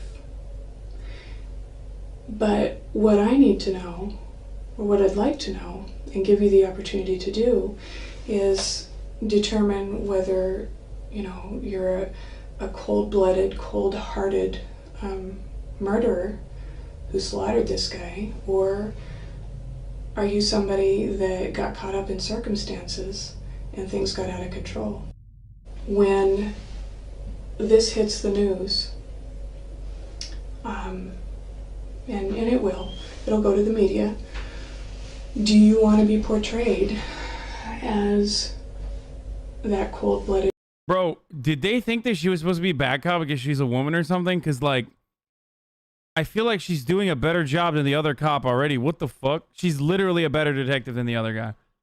The other guy's like, ugh, come on, admit it. Just admit it. Cold-hearted murderer, because the media loves that. I'm trying to help you out. I'm trying to give you a chance to make things right. You know, show the families that you do have some remorse. But when you continue to deny when it's obvious that that's not the case, you appear to be the cold-blooded killer. And things are going to start moving real fast here for you. This is kind of a pause, you know, before things, you know, start getting heavy. This is your opportunity to help yourself out. We don't need you to tell us anything. I'm doing this for you. It's a matter of, do you want to take control of your situation and paint the picture of who you are? Because you're the only one that knows that. The professional ruthlessness of this investigator is quite astonishing. The demeaning and sarcastic tone she manages to superimpose over straight facts is gripping to witness. You know, was it a matter of, like I said, this guy, Travis, building some sort of, what you thought was some sort of relationship? You know, were you hoping for marriage? Is this something that you were hoping for? Was he leading you down that path? You know, did he take advantage of you? Were there promises made that... See, this, I don't know how this is bad cop, but what she's doing is like shifting blame away to potentially the guy in an effort to like gain confidence with her and like try to get her to fucking, you know, create a false narrative that like in her mind absolves her of the murder just so she can fucking admit to the murder and then boom, roasted. That's actually good. Like that's literally that is a better technique than whatever the fuck the other dude was doing. It was like, come on, just admit it. I'm backseating so hard, dude. Trust in some way? I don't know. Only you know that. This is not going to go away anytime soon for you, Jodi. You know, you're a young woman, just starting your life. You had a lot going for you. You should be fighting for yourself right now. And you let this eat at you. And it's going to destroy you. Yeah, isn't it ego up technique or whatever the fuck that we learned all the techniques from the Chris one. Jodi manages to veer off on trivial aspects of her and Travis's relationship that paint her in a positive light. Officer Blaney makes it very clear that she has far less patience than Officer Flores. With what appears to be a very sympathetic tone, she will snap the suspect's focus back to the element of the murder. As much as I love Travis, I just have always, there's something inside that says he's not the guy you're going to marry. So then what was it? What was it that led up to all of this? I mean, there's got to be something. So I honestly don't believe that, you know, that you're cold-hearted and you would just go and just, you know, kill somebody on a whim. That doesn't fit your profile. So what was it that led up to that? You know, you tell me. You tell them. You tell, you know, Travis's family. I'm just trying to fill in the holes there, you know, and just kind of guessing about the emotions. You know, what was it that would make you, you know, so angry or upset? Once Jodi is forcefully brought back to reality, she all of a sudden has nothing to say. The passive yet disparaging tone of the detective must be a very hard thing for an individual to have to sit there and take, especially someone who has used their fabricated sweet nature to their advantage most of their life in order to avoid these types of situations. And if you're smart, you'll realize that, you know, you're not going to get a whole lot of other chances to do this, probably none. Once the wheels start turning, they move real fast. And you will be out of control then. You know, I'm a spiritual person myself, and I don't think that I would want that, you know, inside of me. I wouldn't want all of the ugliness of the lies inside of me. Take a minute just to think about what I said.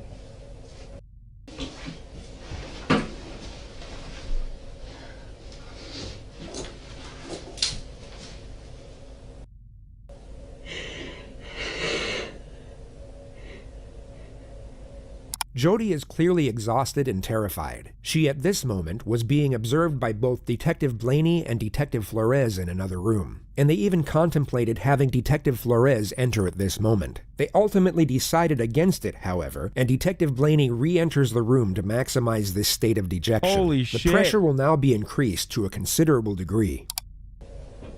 Maybe I did have a wrong picture of you. You know, all of this time that you and I have been talking, and I got information from your other interview, you are talking about insignificant things at this point. You're talking about money, you're talking about material things, you're talking about everything but... I'm just talking you're about talking things about that just affect the people I care about. You're talking about everything but how bad you feel about Travis. You only respond to my questions. If I murdered specifically Travis, about I would be Travis. very remorseful. I think that I... Bro, she's still going with that. That's last week's Jodi takes, dude. She's still using the, oh, dude, I'd be so sad if I did the murder. Dude, you don't know me. Anyone who knows me knows, like, I'd be so sad if I did a murder. Like, literally. I'm just saying, like, so judging by how I'm not sad, you should know that I didn't do the murder. Also, do you perhaps know about the 10 Commandments? Because the first one is, thou shalt not kill. And guess what? I am Christian. I've gotten the wrong picture of you. I think that, you know, maybe I was wrong. Maybe you are that cold-blooded person that they're trying to portray. And, you know, I'm just really confused. At this point, you know, maybe you're right. Maybe there isn't anything that you can do to help yourself. You know, maybe I was wrong. Maybe you're not as intelligent as I thought you were. Oh, now she's like... Maybe I was wrong. I don't know what else to do for you here, Jodi. I'm kind of at the end of A my bit rope. rude, isn't it? You're not going to get a whole lot of people that are trying to help you out along the way beyond this point. And what I'm hearing is somebody who doesn't give a rip about what happened. I'm hearing somebody that's worried about money, your appearance, everything about you. I don't hear anything about Travis unless you're specifically asked. How do you think that looks? Listen, I don't care so much. No, about... you listen. You are not grasping the reality here, Jodi. You are acting like the person that I Sussy portrayed. little baka that you are. The ugly, cold-blooded murderer. Every time Jodi breaks down, the detective immediately focuses on Travis's family. She makes it abundantly clear that she has absolutely no sympathy for the suspect despite her best efforts. I know Travis's family is struggling with why, and that would be the one thing that would give them closure. They may never like you, but I think that they would be appreciative of why their son's life was taken. I know if it was my child, that's what I would want. And I know that you're not a mother, but all women have those mothering instincts within them. And I think that you can understand that, what I'm saying. Was I off base, Jodi?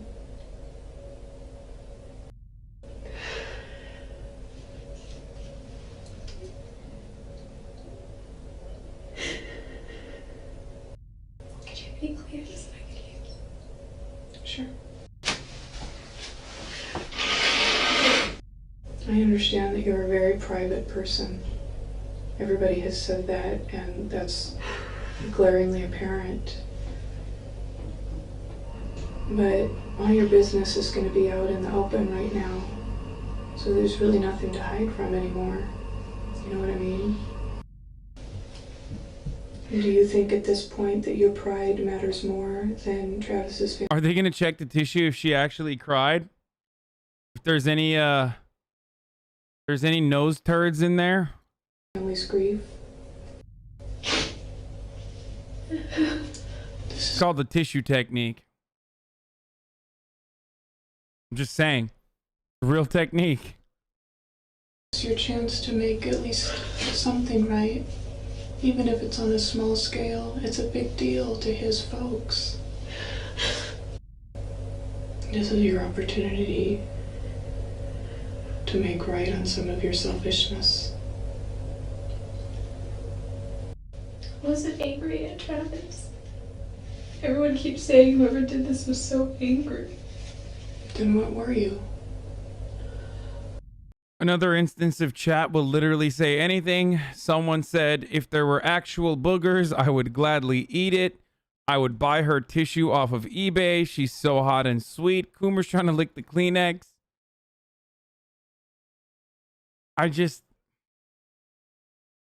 We've matched your boogers to the boogers of the crime scene. Oh, Jesus Christ. Chat, I ran the top of the hour ad already. Why do you guys... Oh my God, you're like fucking abused. Like, every time I pause the video, there's like at least 4 to 5 motherfuckers who are like, dude, he's gonna run the ad now. Like, no, I ran it already, dude. It happened. Just admit that you love your chat? Of course I do. Why the fuck would I spend this much goddamn time here if I didn't? And I know motherfuckers are gonna be like, money. Yeah, you think I need to do this for 8 hours to make money, dude? No, I would be fine doing it for like 4 hours every fucking 3 days.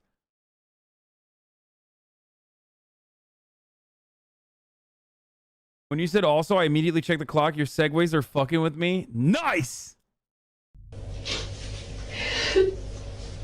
Were you jealous?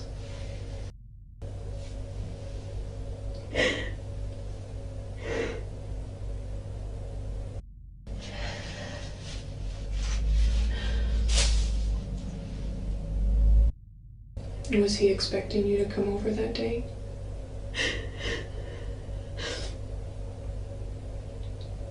He wanted me to. I told him I wasn't going to. So was it a surprise that you actually showed up? Jodi prepares to set off on another tangent about photography, but gets shut down right away. The detective doesn't allow her thoughts to keep wandering off on something unrelated as a means for attaining a brief distraction from reality. I got pictures of him once shaving, and then he was already weird about that. Well, Jodi, when you say things like that, it's obvious to me that you don't want to do the right thing for the family. You don't want to. Yeah, you're fucking stalling. Yourself. It's obvious to me that you're fucking closure. stalling. And you're jerking my chain. And I don't appreciate my chain being jerked. I'm tired of playing games. I'm tired of skirting around it. I thought that it would be easier for you to talk to a woman, to say what you need to say to a woman. Sometimes it is. But unless you're willing to give me something, then I can't do anything for you. After today, things are going to go so fast for you. You're going to be totally out of control of the situation.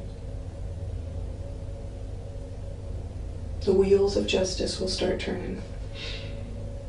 I understand that you're afraid and that you're horrified about that person within you that could do something like that. But it happened and it's a done deal and you did. At least you can do is tell the family how it happened so they can understand why. I mean, do you think you're going to get this opportunity again to sit down and just have a free-form discussion? There's not going to be any situation or place that's going to make it any easier for you. This is as good as it gets for you right now. Would you rather talk to him? If you do, you know, that's fine, and I'm sure that he'd be willing to talk with you again. Or would you rather continue talking with me? It's up to you. I don't really have a preference, I guess. I don't know what it is that's going on inside your head right now. I don't know whether you're weighing the odds, you know, trying to figure out how you can save your own skin here. Don't you think... You know what she's rambling so much that you know what blows my fucking mind? Why didn't she call a lawyer? Like, I literally forgot that she had the opportunity to fucking call a lawyer.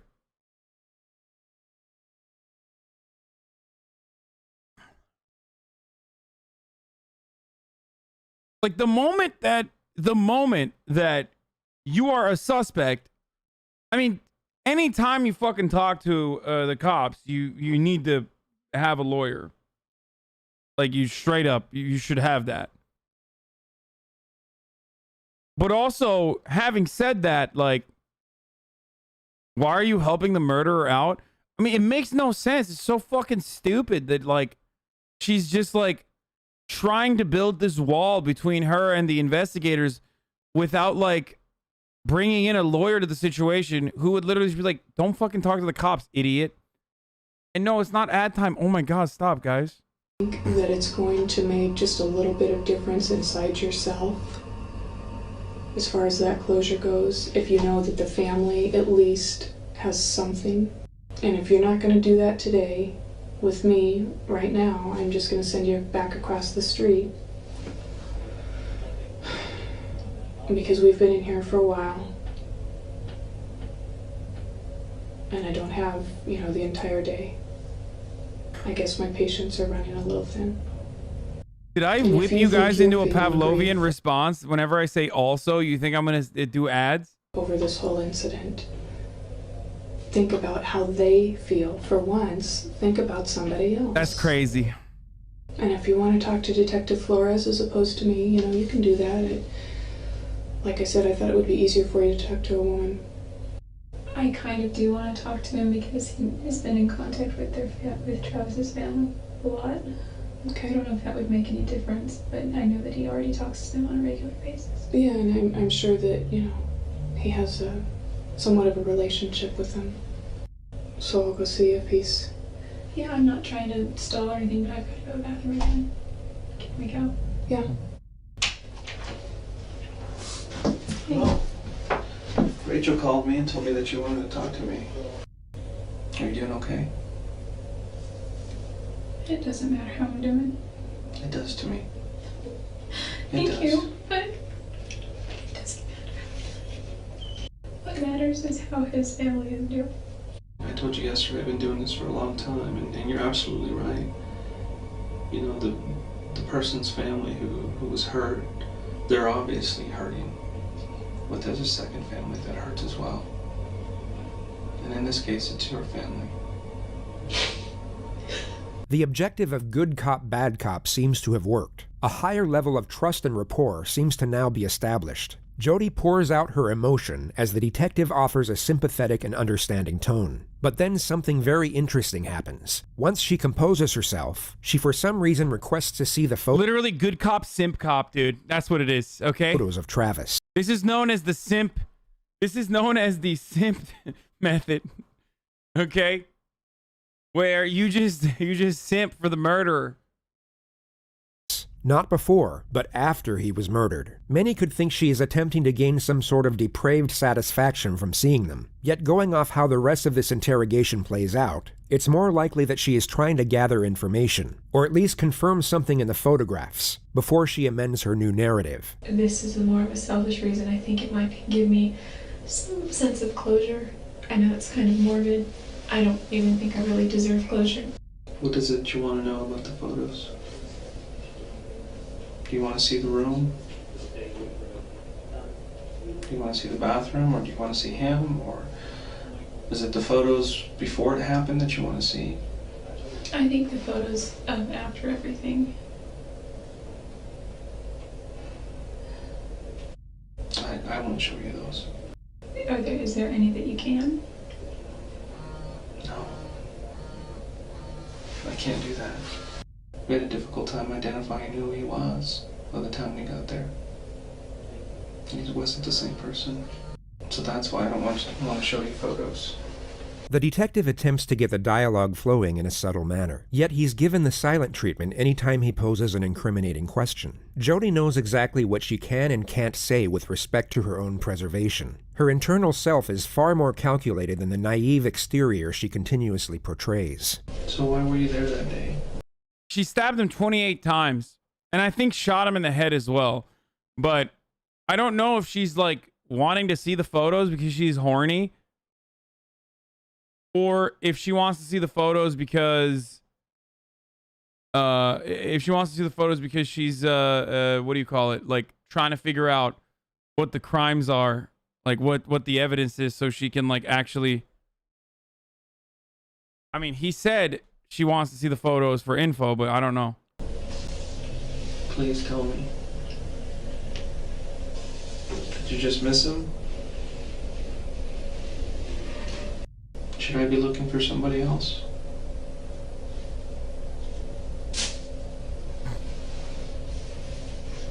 Was there anybody else with you besides you and Travis? Are you protecting somebody else? The detective allows for extended periods of silence. Only Jodi will know for sure what she was thinking, yet one could safely assume she is desperately constructing her new narrative during these moments. Trying to just figure it out. Just trying to think. What happened to me today and from here on out, if I just told you every single detail that I know, and I gave you a confession? Nothing else changes. It just speeds up the process.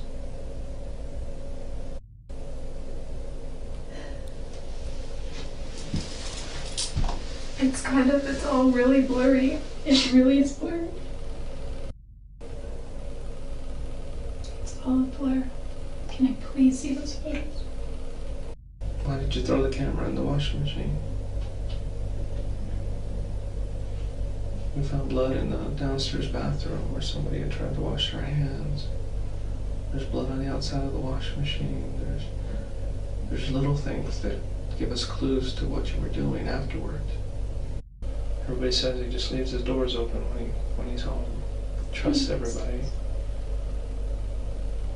Wow. Chester would be like, oh, he left his doors open. A typical, he probably wanted to have sex with numerous women, which is why he deserved to be murdered. Have you ever seen the movie The Secret? I don't think so. This was the cue for Jodi's next series of insufferable rambles. The detective valiantly endures this for the next 31 minutes to lower her guard. I used to go to sleep at night and I would hear gunshots. We weren't in a bad neighborhood, but our neighborhood neighbored another neighborhood that wasn't that great, and gunshots scary. And they were, because Salinas is agricultural and there were a lot of fields, and I used to think that there were hunters in the fields with their dogs. They were swinging by and pick up Amy, my roommate. And I wasn't there, I don't think. I was at work or something. I've never been out. I've never been through the temple, but from what I understand, I think that it's such a sacred place, and meditating there and being there will help to give you further insight about where. There were 3 fears. One was handguns, which is one of the reasons I got a gun. There was a CHP here in town that said he would take me out and go target practicing, and I went to the sporting goods store several times to see what he had, and they were all in the $500 or $600 range for the kind that I wanted. So they were too expensive, but then there was this one, it was cheap. Jodi's dialogue eventually winds up on the subject of Travis and how Travis was private about the shower. The detective seizes the moment to catch Jodi off guard. He subtly poses a highly incriminating question. Bro, you think she thinks she can filibuster going to prison? Like, she's like, maybe if I just keep the testimony going for as long as I physically possibly can, like, they'll forget about it. Like, you know, the statute of limitations will run out or something. It's kind of crazy. She's just like...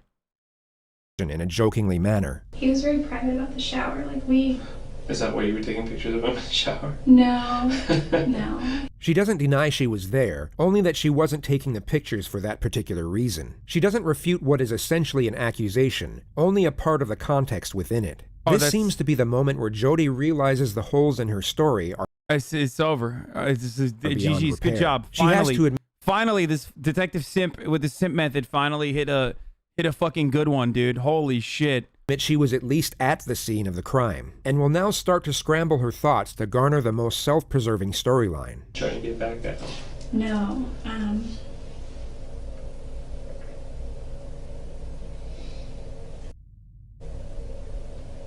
Oh! Oh, she's locked. She literally realized it. Oh, no. No longer is it Pepela. She does know. What did you do? Oh shit, dude. She literally thought she was on a fucking date or something, dude. I don't believe you planned it. Jodi. Please. I can't. Why not? Did someone catch you there? Someone not expecting you to be there?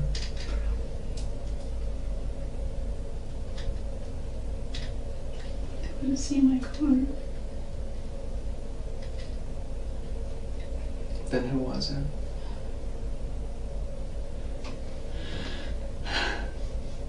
I don't know their names.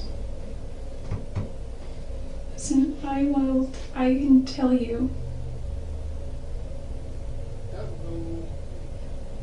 can tell you everything that I know or that I remember. Okay. What do you remember? Is there any way I can see those pictures? No, not right now. Can I see them soon? I will. No. You need to start letting me know what happened. Okay. You're telling me that some other people were there. He was kneeling down in the shower. What? I don't remember him. If this is his shower and the sink is over here, I was like right here taking pictures. And I don't really know what happened after that. Exactly. Except I think he was shot. Where were you? If this is his shower, and he's sitting here, I was like, well, if this is his shower, and he's sitting here, I was like right here on my knees, and his bathtub is right here, and I was taking him here, and I was just going through the pictures, and I heard this loud ring.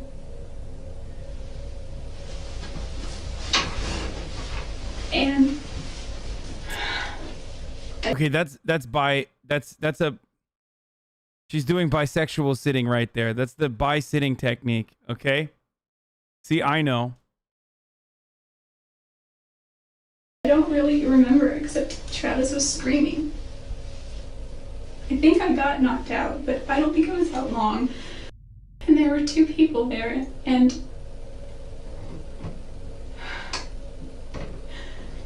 What'd you say?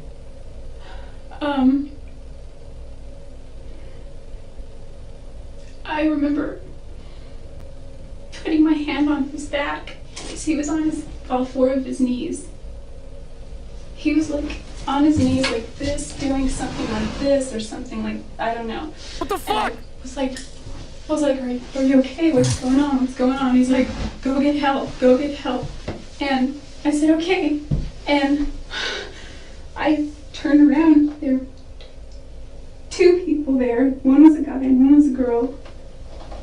What? I couldn't tell that at first, but I could just see one was a girl, and I assume the other was a guy because they're build. Bro, she is... Why did she... This is a throw. Like, this is straight throw. And I assume the reason why she threw this way is because she got caught in an accidental self-report where she was like, yeah, I'm there. You know, I was there. So, you know, it's done after that one. And then their voices. Travis was screaming the whole time. He wasn't screaming like a girl. He was just like he was in pain, like he was like shocked, like, oh, you know. What happened, Jodi? What? What did you see? No, Robert Frost had a poem about this, actually, where, you know, he talked about the road less traveled, right? Like two roads converging. You know, it's like famous. It's just, so that's why, you know, there were two other people there that murdered my boyfriend. I took it out like a little bitch. I ran. He was still like conscious and still alive, and But you just left them there.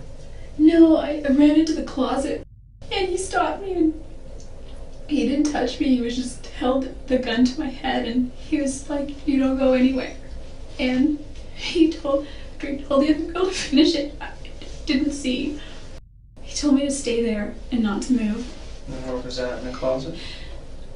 No, it was, She describes that the male stopped her from leaving, and then goes into detail about how her phone wasn't charged and how she forgot her phone charger. She then describes how she valiantly tried to save Travis from the female attacker. She was over him, and I just rushed her and I pushed her. In the next moment, she will state that the assailant comes back when she never went anywhere to begin with. Is it just me, or do you guys also kind of feel like impressed by how much these people can fucking lie on the spot? Because, like, in a situation like this, obviously I wouldn't do a fucking murder. But, like, if I was in a situation where, like, I had to lie my way out of it, there is no shot. Like, there is, like, no fucking shot I could lie, let alone continuously lie over the course of, like, 2 interrogation sessions, non-fucking stop for, like, 6 hours without stopping. I'd just be like, dude, fuck it. Just put me in jail, dude. That was me. It was me. I did it. Like, there's no shot.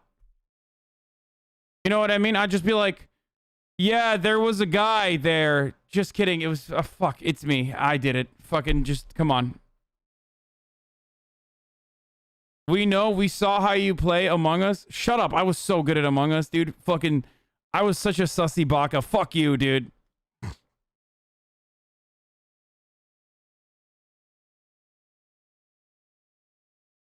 Actually, I literally would say, just vote for me. I would get angry and say, just vote for me all the time.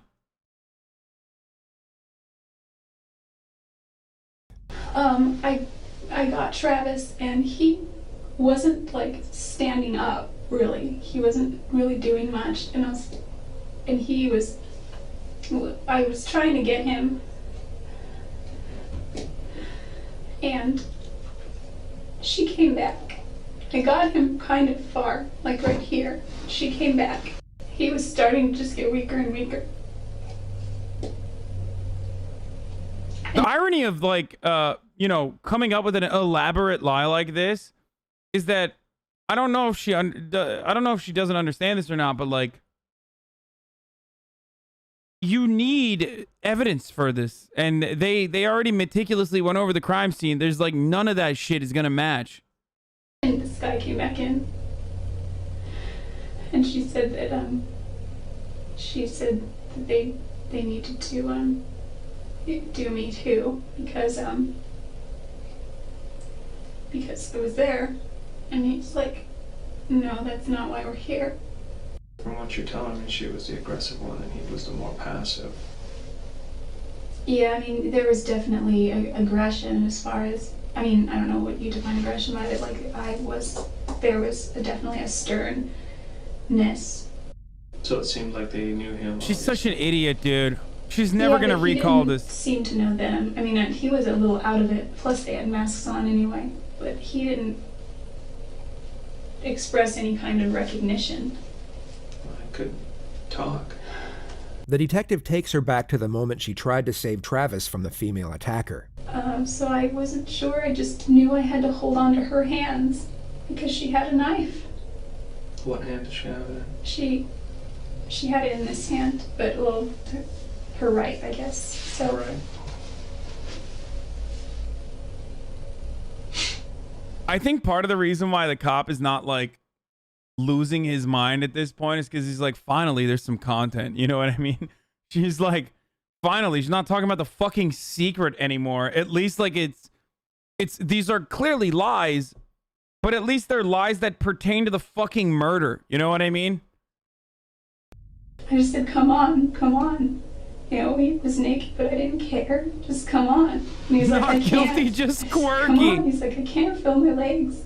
Jodi had obviously seen a lot of bad movies. Bear in mind, this conversation she had with Travis was supposedly happening as she was simultaneously fighting off a knife-wielding attacker. She glosses over the struggle, and she somehow ends up outside the bathroom. The two assailants are now inside the bathroom, arguing with each other about Jodi's fate. She hasn't stated whether Travis is alive or dead at this point. It wasn't like super yelling. It was kind of like hushed but intense. Like, you need to da-da-da.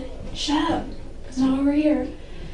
things like that. The male assailant then takes Jodi's registration out of her wallet and looks at her address. He said, if you ever say anything about this, he said they'll do to my family the same way, and me. He didn't care so much about me at that point. He said, you need to leave, and don't you call anybody, and don't say anything. He's all, I'm giving you one chance. And she said she's gonna rat us off, she's gonna say something, and he was like, shut up. He's like, you get one chance. Jodi then leaves in her car. She of course doesn't mention the fact that she then left Travis a voicemail to give herself an alibi for not being there. I was really scared. I was really... Dude, you're so stupid, dude. I don't believe you. Motherfucker waited 5 hours, dude.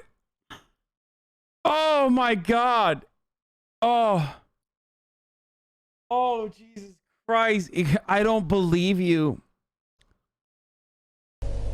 I came in here hoping that you would tell me the truth. And this is not the truth, Jodi. This is all I know. Does not make any sense. Thank you, Blue Pfeiffer, for the 12 months. I feel that I could have done more. I feel that I should have gotten help. I feel that I should have been stronger. You feel responsible because you did this. I did not Jodi, kill you Travis. did. You did. And there's nothing you can say that'll change my mind at this point. This is an elaborate story which does not make any sense. I've done this for a long time. And this is the most far-fetched story I've ever heard. And it's not going to help you. Is that how you want to leave this? I just don't want my family to get hurt. There is a reason why you did this, and you just refused to tell me why. Maybe because you are cold and calculated. There's no reason somebody else would come in and do this to him. There's no motive whatsoever. We haven't found any. What is my... You've only been a sub for 9 months, bitch. Jealousy, anger, fear, if you're being alone, angry at him for not keeping you in his life. I don't know. That's why I'm trying to figure it out. There are so many motives with you.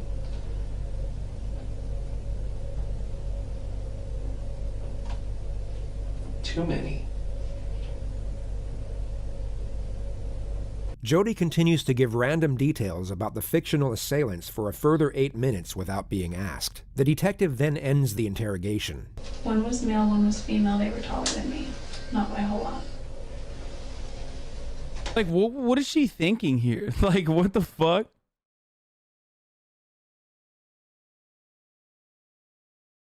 What is she thinking? Why is she still going? Are you ready to go back? Yeah, I guess I'd still like to say something to his family, but I don't think I have anything that could bring them comfort. Okay. Maybe I could write them a letter. Even as the detective is leaving the room, Jodi attempts to add further credibility to the new narrative and gives more details of the two attackers. I could give you the So best many description. inconsistencies that I don't even want to deal with right now. Okay, I just don't want my family to get hurt. Okay. Dude, he's like butthurt, dude. This is called the simping ain't easy, but it's necessary technique. Okay? He literally is pulling like a, I don't even want to talk to you right now. I thought we had something. Like, she broke him, dude. Who's doing the interviewing now? This is literally like the nice guy's IG account right here. He's like, you fucking slut whore. You fucking slut whore, bitch. You just don't want to be with a gentleman like me. That's what's going on here. My man literally is just like, he just got cop zoned.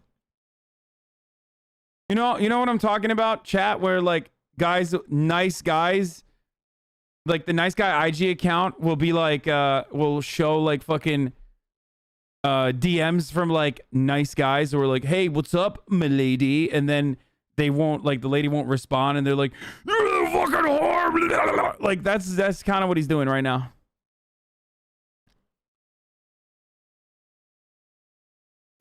They won't get hurt. Nice guys of Instagram, I think, maybe. That's what you're doing. Okay?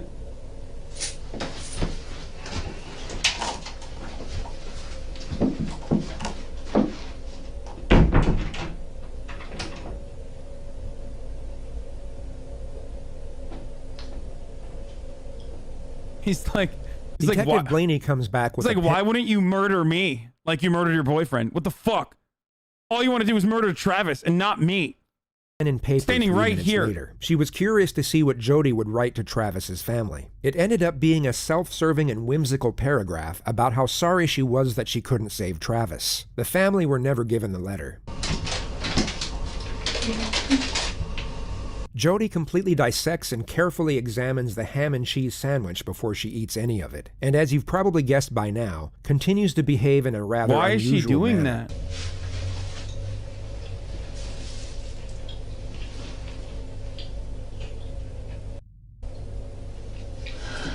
Thank you.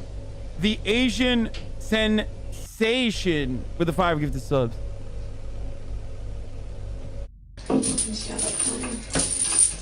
Okay, you ready to go? Wait, is that bisexual behavior, chat? I think so. I guess Classic, that's really dude. all I needed. Sorry. Don't roll the tape yet. Why was he a good traveling companion? Oh, he was a great traveling companion for many reasons. Traveling with Travis was kind of like traveling with your own personal comedian or serenader.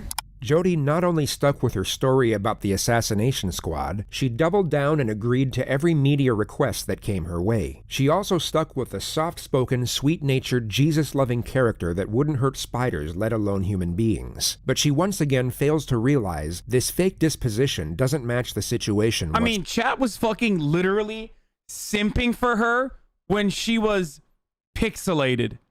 Okay? So, of course, now that she has makeup on and it's like, you know, HLN, Nancy Grace, high definition, chat's literally gonna be like, she's innocent, and anyone who fucking says she's not is a liar, and I will fight them.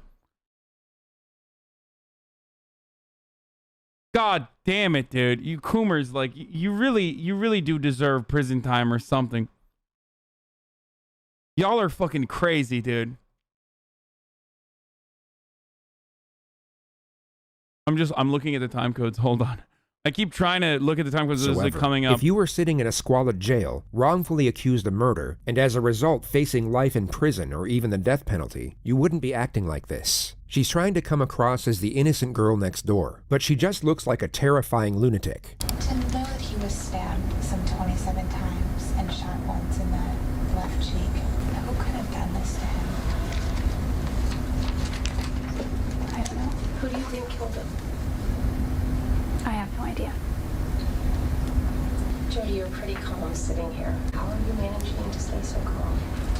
Through my faith and through the knowledge of my own innocence. That's the only thing. I would be shaking in my boots right now if I had to answer to God for such a heinous crime. Jodi Arias killed. Oh, fuck. She got bangs, dude. God damn it, dude. Luckily, they're like half bangs. Like, it's not full bangs, okay? Travis Alexander. There is no question about it. This is Jodi's defense team, and what you just saw was the very beginning of their opening statement on the first day of her trial. The date is January 2nd, 2013. Exactly 4 years, 6 months, and 2 days after Travis was murdered. The $1 million question is what would have forced her to do it. What? They must have figured the assassination story wouldn't go down well with a jury, especially when confronted with the many steps Jodi took to get away with the murder. So the narrative has now changed for a third time, and the defense have to come up with a plausible explanation for Jodi's trail of deception. The hole she had dug herself into was exceptionally deep, and her attorneys are now crafting the rope to pull her out. Jodi did not always tell the truth about what happened that night. She was scared.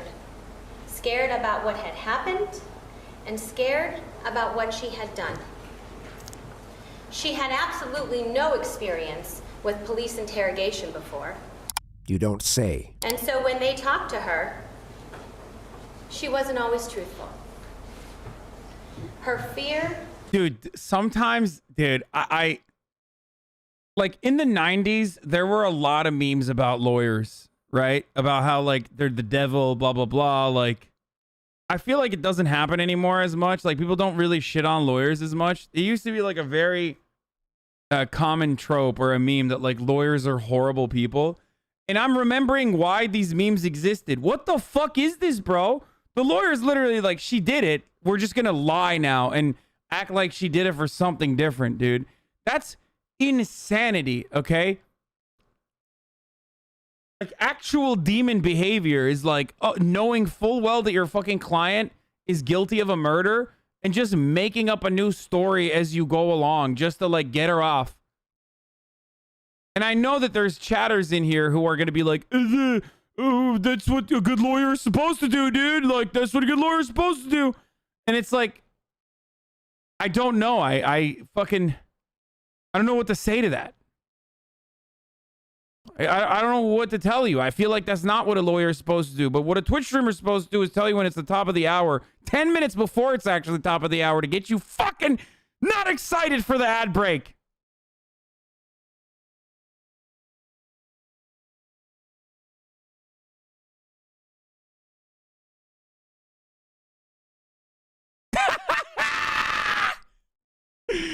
Oh, it's time for a 60-second ad break again, dude. You'd like to no longer see the ads. You know the deal, dude. You subscribe with a Twitch Prime. You use an ad block, VPN. Dude, these segues are actually abuse, dude. Please don't justify murdering me, okay?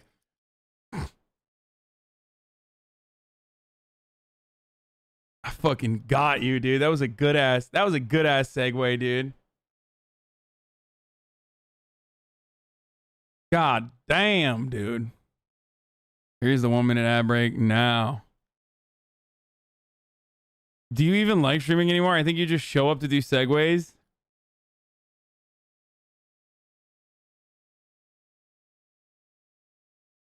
Wait, so how do these demons of lawyers make money? Like just from media coverage? What do you mean? No, they make money from... Wait, they charge her, I think. I think she's from like a decently rich family, no? I literally am on the verge of not watching you anymore. No shot. You've been in here since fucking 10/11/2020. No shot you stop now.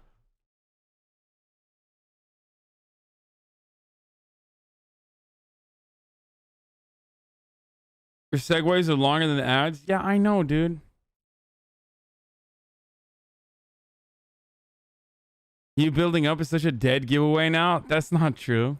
And her panic about what had happened led her to tell different stories.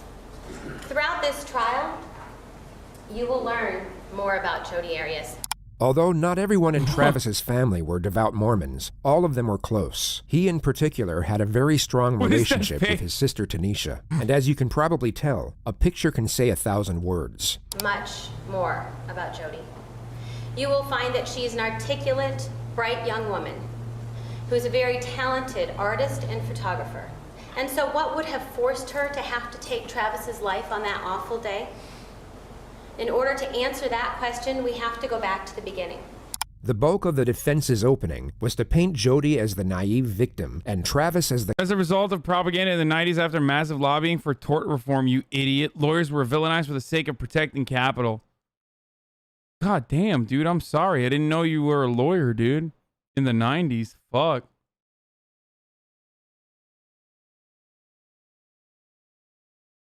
I mean, I'm watching lawyers be demons right now, dude.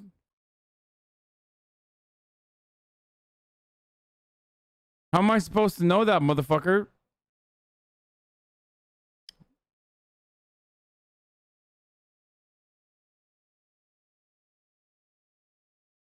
The calculated villain. Being a temple member and an executive director... For the record, for the people who are saying, it's her right to a fair trial or whatever. Yeah, but It's still illegal to know that like your client did it and then lie about it. That's why lawyers always tell you like, you know, don't tell me anything. Like they're not supposed to fucking. No, it's not. Wait, it's not illegal, but like, isn't it? Wait, is it?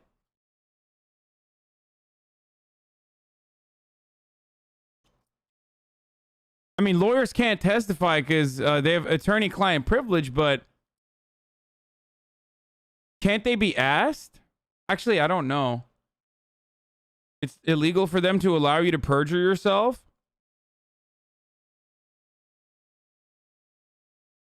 It's actually not because they have attorney-client privilege. The lawyer does have a duty if they know you committed the crime. Wait, hold on. Hold on. I mean, it's definitely immoral as fuck, but... Wait, I don't want to Google this. I feel like this is a self-report. You know what I mean? I'm going to Google, can a lawyer know you committed a crime? Can a lawyer know you did the murder? I'm not Googling that, dude. I'm going to jail if I Google that. It's not illegal. It's unethical and you could face disbarment. Yeah, I thought that there was like...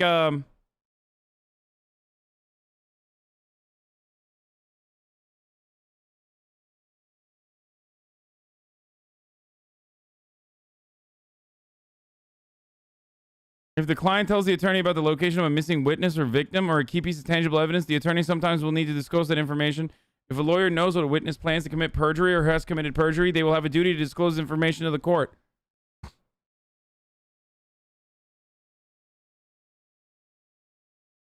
There is an ethical duty to inform the court when they know their client is about to lie.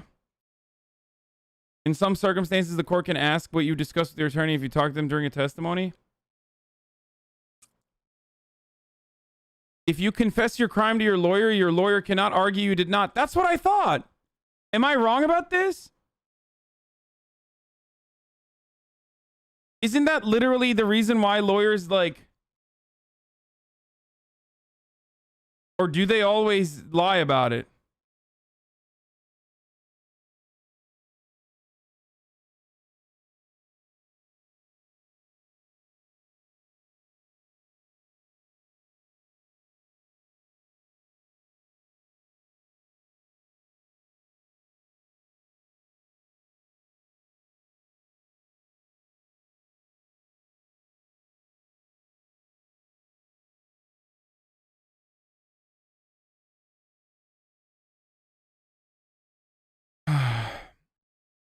Okay, armchair lawyer, you can trust me.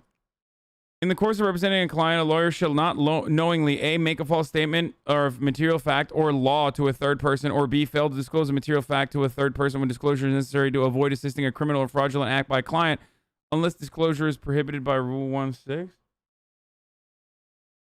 I'm not saying this lawyer is, but like, I thought that you're not supposed to fucking tell your lawyer if you did the murder, because then like the lawyer can't be like, my client didn't do the murder. I'm not saying for this reason.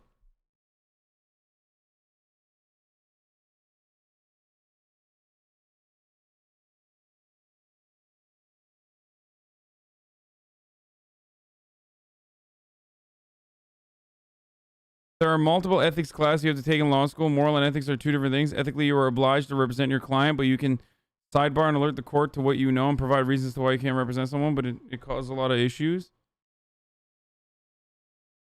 A defense lawyer may not lie to the judge or jury by specifically stating that the defendant did not do something the lawyer knows the defendant did do.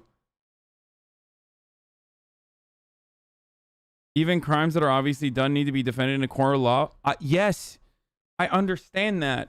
What I'm stating is that like a lawyer can't literally lie, right?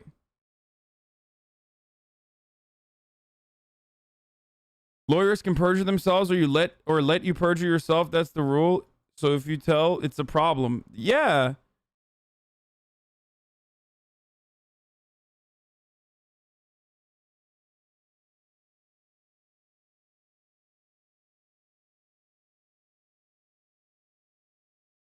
I'm not talking about her situation specifically, chat.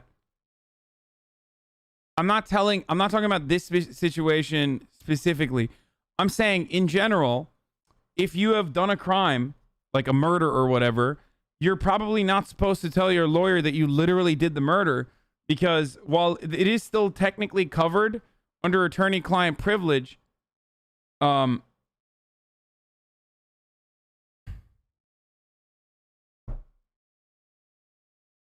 your lawyer would advise you to tell them the entire truth that you wish to portray. The more you lie to your attorney, the harder it is for them to defend you. Google it. If you get in trouble, I'll testify to say it was for educational reasons. I'm not going to Google it, dude. I'm scared now.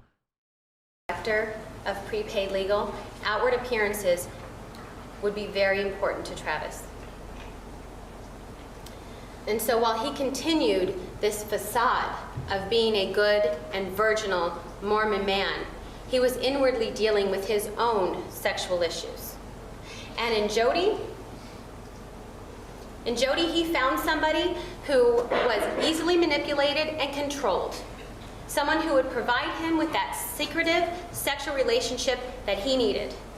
They also mention that Travis was violent with Jodi on several occasions, that he would fly into these sudden rages for almost no reason, and that Jodi was terrified of him. They end their statement with Jodi's latest account of how Travis was killed, which is now a case of justifiable self-defense. The attorney gets to the moment Jodi was taking pictures of Travis in the shower. Jodi accidentally drops Travis's camera. I mean, he seemed to work for Casey Anthony, and she got some dick.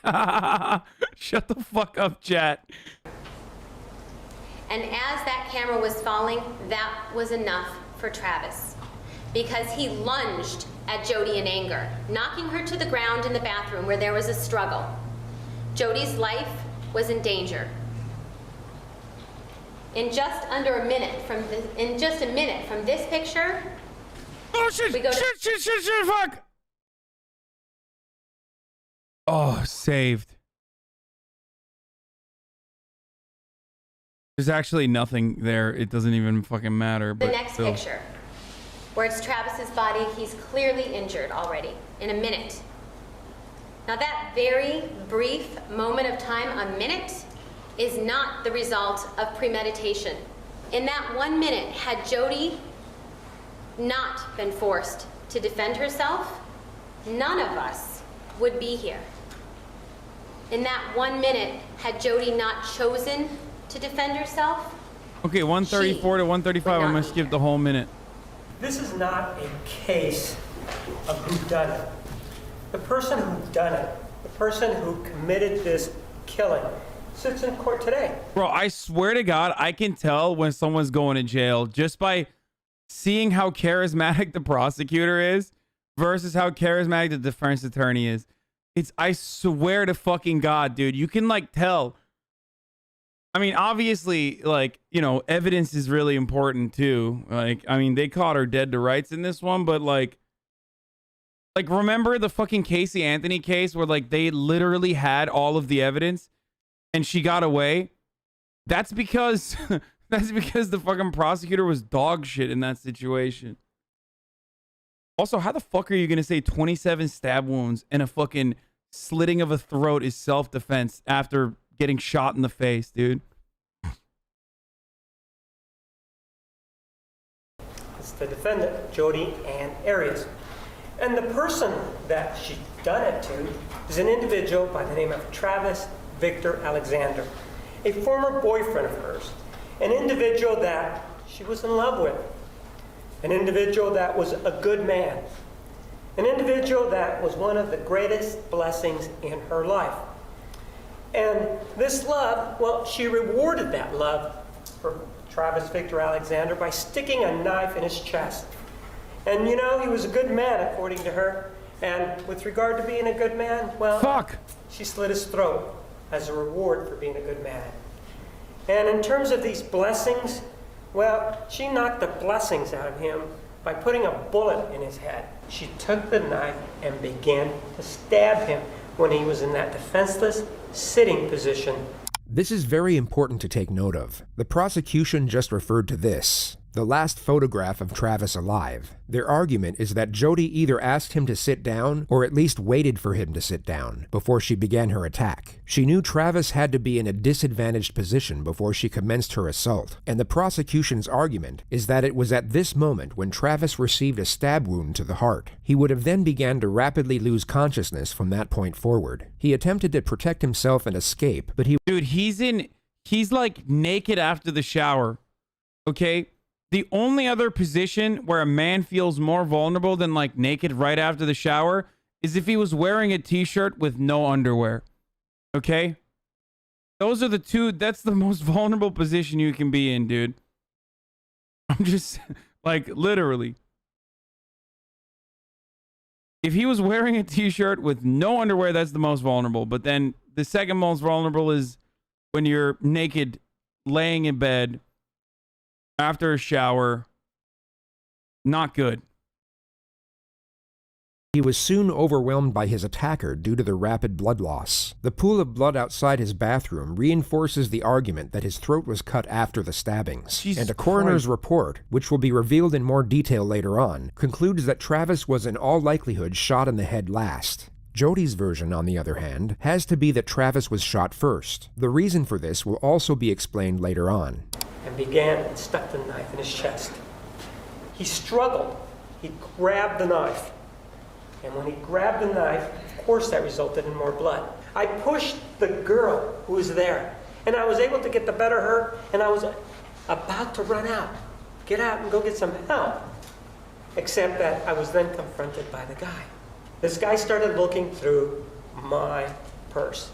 And lo and behold, in my purse, believe it or not, I happen to have my car registration that shows my address, because that's what I carry around. So they knew, they being this guy, knew exactly where I lived. And he said to me, well, if you tell what happened here, the same thing's going to happen to your family. Bro, this is so dumb. I mean, she's It's a different so... story now. Now, it's not that she wasn't there. Now, it's not that it's two people with whatever variation she may have provided to these national shows. Now, she admits it. It was her. She's the person who actually did this. And even though she says that, she still has a view as to the evidence. And this is exhibit number 248. No jury is going to convict me Why not? because I'm innocent, and you can mark my words on that one. No jury will convict me. I also ask that you mark her words while you're marking the guilty verdict for her premeditated killing of Travis Alexander. Jodi spent 18 days on the stand. When she knew what questions were coming, and when completely uncontested, she was very much in her element. She was able to respond to the questions instinctively, and her dialogue came out in a confident and natural manner. You could tell she had each and every one of her responses planned to. Dude, you literally called a black woman a Nazi today because of what she said about rap music? Dude, literally fucking spamming it. Spamming it right now. Dude, one, I don't know who the fuck is black and who the fuck is not black. Why the fuck am I supposed to know that? Two, the argument that they made straight up is the same exact fucking argument that Nazis make about art. And three, the black woman was the person who fucking compared rap music to minstrel forms of art. When I was talking about like rap music being the personal experiences of fucking black people or whoever the fuck is singing the rap music. Also, fuck you, dude. I mean, seriously, fuck you, dude. Here, is that what you wanted? There you go, dude. Here, you got fucking banned now. God damn, dude.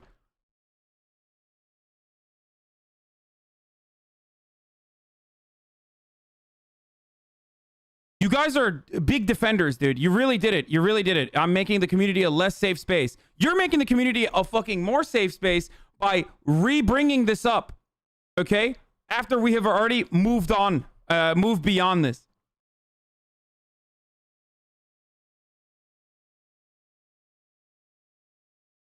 What a fucking idiot, dude. Yo, thank you for your defense, dude. You really exposed me for the racist I am and showed everybody how non-racist or anti-racist you are. God damn, dude. Could have just ignored the comment, you know? How about fuck you? How about I didn't ignore the comment? And how about you fuck yourself? You could have just literally not typed that in the chat, but you chose to because you know I'll fucking read it. Let's keep going. A T, and had considerable faith that her manipulative prowess would ultimately save her. I don't know why, but they were Spider-Man, and... At this point in the trial, the defense had already detailed how Travis was physically abusive, sexually overbearing, and a deep-seated pedophile. Jodi stated that she caught him on his computer looking at images of children, and that Travis had even asked her to wear Spider-Man underwear during sex. The next segment is Jodi's supposed theory as to why Travis had such a request. I do know, however, that the year prior, there's a child he was close with that really liked Spider-Man. I don't know if that had anything to do with it, but he was very much into Spider-Man. This is the reason why she never left Travis after finding out about his pedophilic urges. I was under the impression that when he was able to sleep with a woman as opposed to fantasizing about a child, he felt like more normal as a man. So also I had seen prior to this incident many beautiful qualities about him and good qualities about him and things that were attractive about him. And I believed that this incident was a negative part of himself that he didn't want to foster or that he was fighting or struggling against, and that he ultimately wanted to eradicate. So just to clarify what she actually said, her understanding and support of nature was the reason she stayed in a relationship with an unashamed pedophile. She kept it a complete secret, hoping he would change, all the while he was being physically and emotionally abusive on a regular basis. She's tearing down his character, but trying to do so in a subtle manner. She gives off the impression that she's holding back on his detraction to preserve some of his reputation, when she's actually trying to destroy it as much as she possibly can. This is Jodi's version of events that led up to the killing in her own words. It's important to note that when you rehearse something in your head repeatedly, it can be as though it actually happened. And as we know, Jodi had nothing but time on her hands for the last 4.5 years. The clip will begin at the moment she dropped Travis's camera. It slipped. It was kind of like, the best I could describe it, like when you go to catch a football but it bounces and you kind of fumble it a little, because it didn't slip and just drop. It slipped and I tried to catch it and it kind of bounced a little and then fell on the ground and bounced and rolled onto the tile. It fell first on the mat, then it rolled right onto the tile. The mat isn't very big, it's just kind of right outside the shower. At that point, he got very angry and he stepped out of the shower.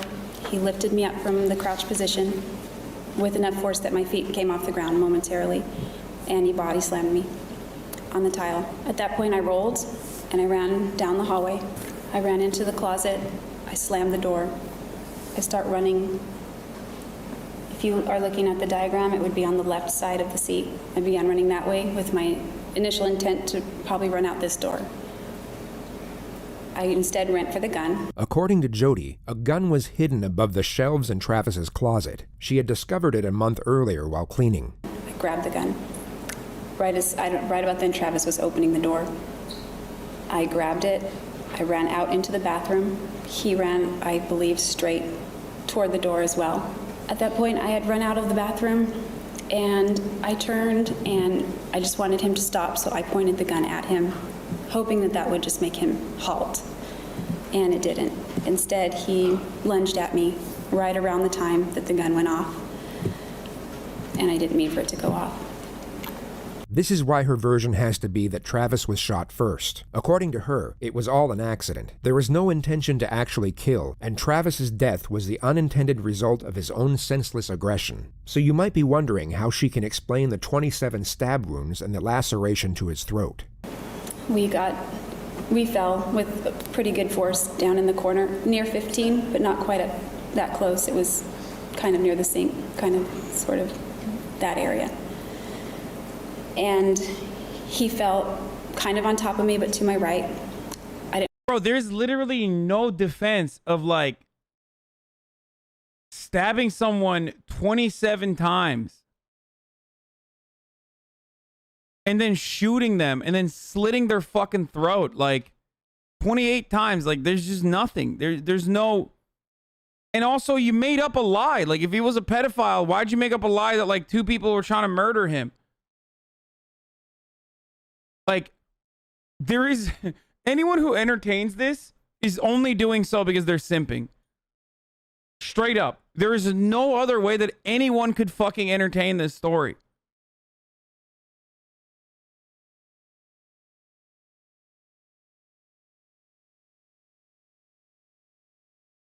Yes, there is this one, and that doesn't mean it's a good one. I didn't want him to get on top of me. He was grabbing at my clothes.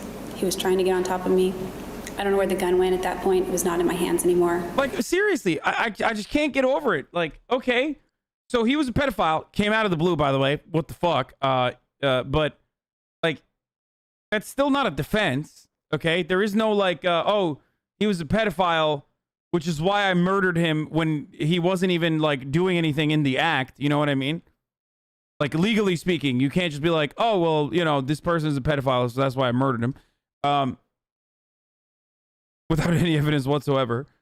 But also, like, if he's a pedophile, like, why'd you defend him and act like he was being murdered by someone else?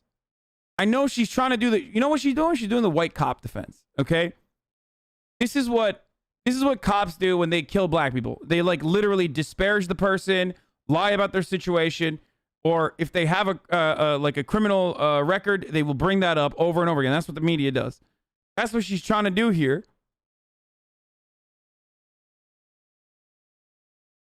But it still doesn't make sense. It got knocked out of my hands, or if I dropped it, what? I broke away from him, and as soon as the moment I broke away, that's when he threatened my life. Just to be clear on what Jodi is talking about, after she accidentally shot Travis in the head, he wrestled her to the floor, but she then managed to break away, at which point he screamed the words, "I'll fucking kill you, bitch." I'd have no clear memories after that. At all. Things began to get really foggy after the gun went off.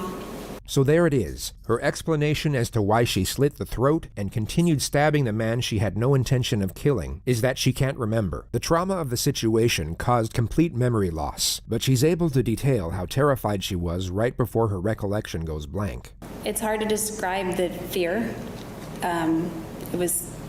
It was like mortal terror. It really was. When he was trying to get on top of me, I thought he was, and then he threatened my life. I really thought he had intentions to kill me.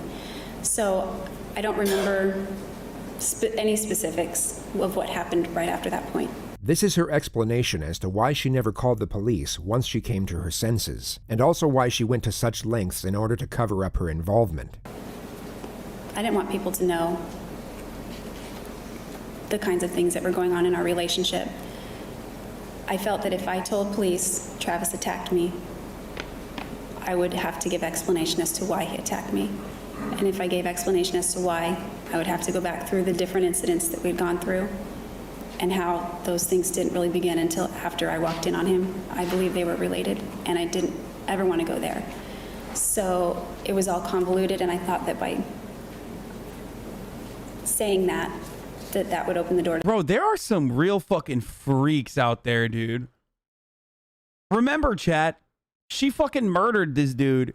Is like totally fucking lying about it without even, she's not even like, doesn't have a shred of remorse.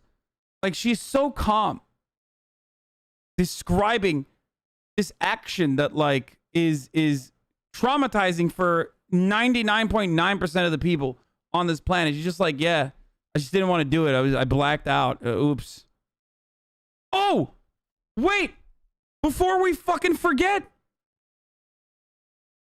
she literally drove after she fucking murdered him, drove to another boyfriend's house and fucked him too. Oh my God. I forgot about that. No, not an ad. Stop. To that. And I didn't want to de-edify him. So just to abbreviate what she said, it was all to protect Travis's reputation. She asserts that she was so upset by the event that she became suicidal, and would detail 4 different occurrences in which she tried, but ultimately failed to kill herself. The first attempt was intended to be by self-inflicted gunshot, and Jodi connects it to the registered gun police found in her bedroom after the arrest. I was going to wait until I left Wairika and got to the Salinas or Monterey area so that it didn't happen right in my family's own backyard, so to speak. And I was leaving for that area the morning I was arrested, actually. Her other attempts supposedly happened when she was in jail. I had written out all... Here is a fucking very interesting fact about Arizona.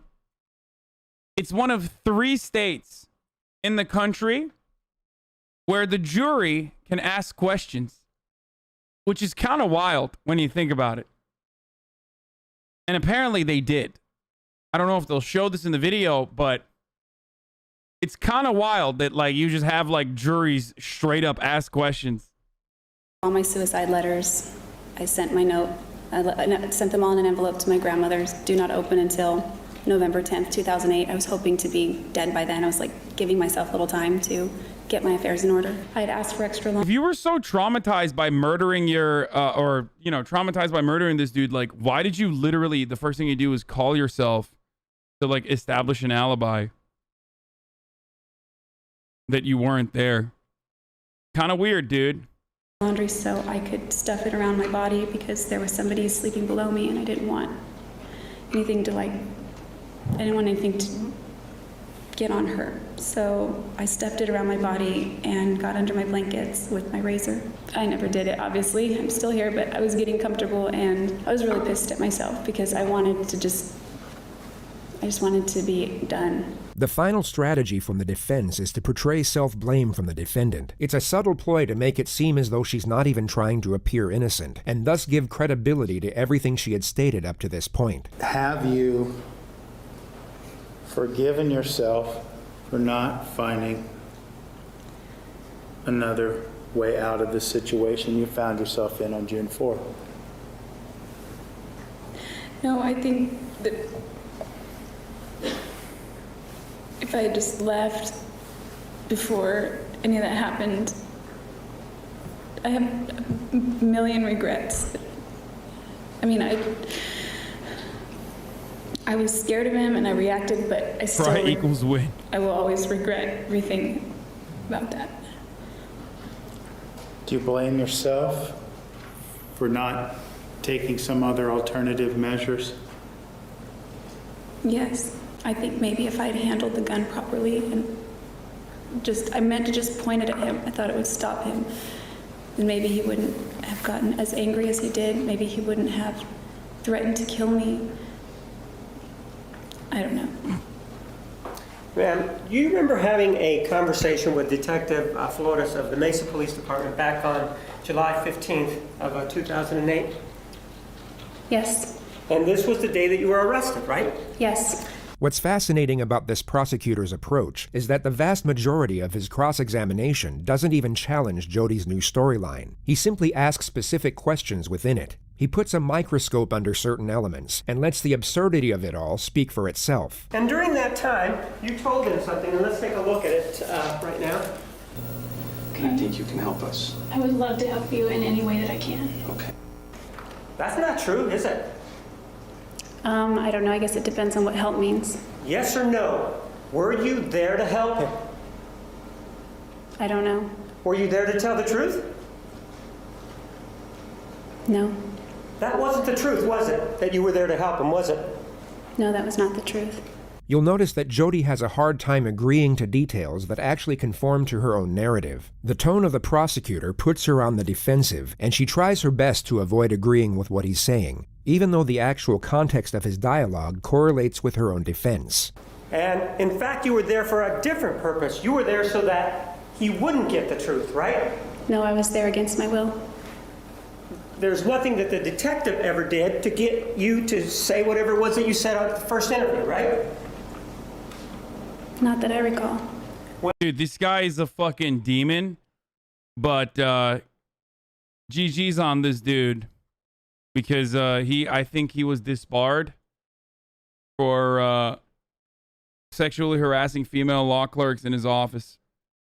And also, I think he was accused of leaking the identity of an Arias juror. Well, again, we're with the memory issue.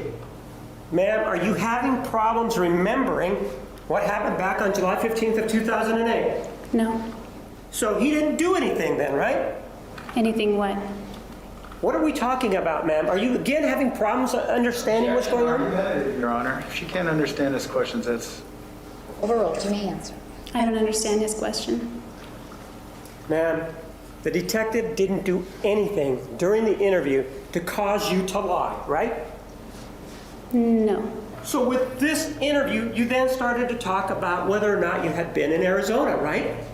Yes. You said no, you hadn't been in Arizona. Good one, right? dude. That's right. That's an absolute lie, right? Yes. And the reason that you didn't want to admit to being in Arizona is because you knew that you had killed Travis Alexander, right?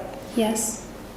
Ma'am, after that interview, you then had another chance to have a conversation with Detective Flores the next day, right? Yes. And again, it was a voluntary conversation, wasn't it? Yes. And it was the same situation as the day before, right? He sat down, he asked you questions, right? Yes. That's when you changed your story, didn't you? Yes. Because you did not want any consequences with regard to the killing of Travis Alexander, right? I wasn't concerned about consequences at that point. That wasn't my goal. So, Well, was your goal to go to prison? not a physical prison on Earth, no. I was trying to kill myself, I think. Ma'am, you've said that many times, that you tried to kill yourself, right? In court. I don't know that many, but I've recounted a time that I did. You've said it more than 3, 4, 5 times, right? Perhaps. It's very interesting to see. Drew's about to be like, wow. You're not being very understanding of someone with suicidal ideation, sweaty. Canceled. Prosecutor, you're fucking canceled, dog. Which questions she tries to avoid, or which statements she outright refuses to concur with. Her suicidal tendencies were such a huge part of her own testimony, yet she just can't bring herself to agree with what was a very straightforward question from the prosecutor. The amount of times she spoke about suicide should be of no concern, unless, of course, she had an agenda behind it. When a specific topic such as this gets brought up, she all of a sudden becomes highly cautious in how she responds. Cross-examination on the actual killing started on day 39. At this moment, Jodi has already explained that she dropped the camera, was body slammed by Travis, rolled away, and had just ran into the closet to get the gun. So then you just said that you were going over to the closet area to get the gun, right? The corner. The corner, right? And as you are in that corner, he's coming in through the door, right? Yes. But man, this is a very small closet, isn't it? No, it's bigger than the cell that I live in. It's bigger than what? It's bigger than the cell that I live in. It's not a small closet. Ma'am, we don't want to know where you live in. Do you understand that? I'm just... Damn, he's like, I mean, he's badgering her a little bit. Like, I feel like this is not actually good because, like, the jury will come across sympathetic to her now. Actually, you just hate Jodi because she's a woman coded, is woman, and has mental health issues, Mormon. Just using that as reference, it's not small. You understand? Did I ask you where you were living? No. We're clear, right? We do not want to know where you're living right now. You understand that? Okay, sorry. You run into the bathroom. Jesus Christ, that scared me. Okay, that's like nothing there. Okay, got it. Don't you? Yes. You're in a hurry, right? Yes. You want to get away, right? I want him to not get close to me. Well, you want to get away. That's what's going on, right? I want him to not get near me. That's what's going on. And so what you do then is, according to you, is you then go in here and then you pivot, right? Or turn around. Yes. You have the gun. Which hand do you have the gun in? Both. So you have it out like this with both hands outstretched? Yes. Correct? Yes. And so you have the gun outstretched and he's still not there yet, right? He's still in the closet. He's coming out the door as I turn. So he's at the door now, right? And according to you, he is on you when you shoot him, right? Not quite on me. I think the gun went off and then he impacted me right shortly after that. And in fact, according to your testimony on direct, he falls on top of you, right? He lunges at me like a linebacker. Jodi used this linebacker analogy a number of times throughout the trial. The prosecutor now asked, I bet that's fucking coached. Like, Where did that come from, dude? That seems so fucking memorized and coached, dude. Like, oh yeah, he lunged at me like a linebacker. Like a linebacker. Asked her to give a visual example. It appeared to have no real tactical purpose, but it was certainly a welcome and somewhat comical distraction for the viewers at home amid the graphic testimony. As he was No, just show me. That's what I'm asking you to do, not talk. Show me. Show me the linebacker pose. He got down and... Well, show me the linebacker pose. That's what I'm asking for you to do. Okay.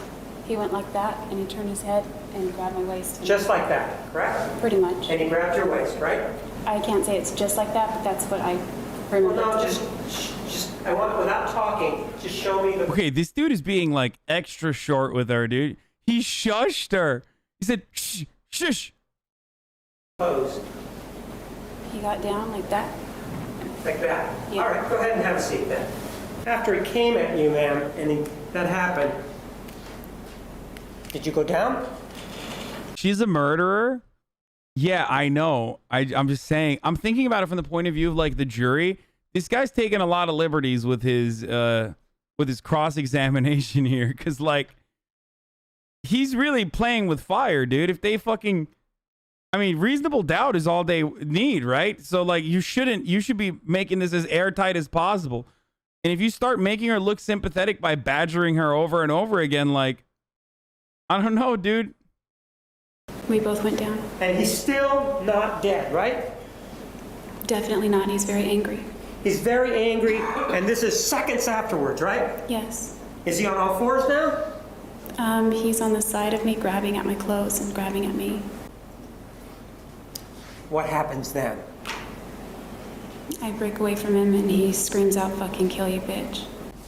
And then what do you do? I don't really remember. I just remember... I don't remember anything at that point, so I would be speculating. So you don't remember a single solitary thing after that, right? The prosecutor for the next several hours would... The reason why they're not interjecting is because it's probably because of what I just mentioned. Lawyers don't want someone to talk about things not relevant to the question being asked. You don't want their emotion to show and sway the jury. It's better to be seen as a dick than for the jury to sympathize with the answers you want to hear. I mean, probably the reason why they aren't like interjecting with any objections here is because they probably realize like this prosecutor looks like a fucking asshole, and that's their best shot at like potentially getting some sympathy from the jury. Argue the improbability of that being the case. The memory loss caused by trauma would put Jodi's mind in a state of disorganized chaos. Yet her next steps were highly calculated, as we all know. Even going by her own narrative, she knew exactly where to strike Travis with a knife in order to kill him. She also cleaned down the crime scene and deleted the photos from Travis's camera. This argument took over 3 hours to conduct and had to be explained through the scope of mathematics and science. On paper, it was perhaps the most damning part of cross-examination, yet it was so... My brother's here, chat. He just walked in and he asked me what we're doing for dinner, and I told him I'm not having dinner. That's why I said I'm almost done.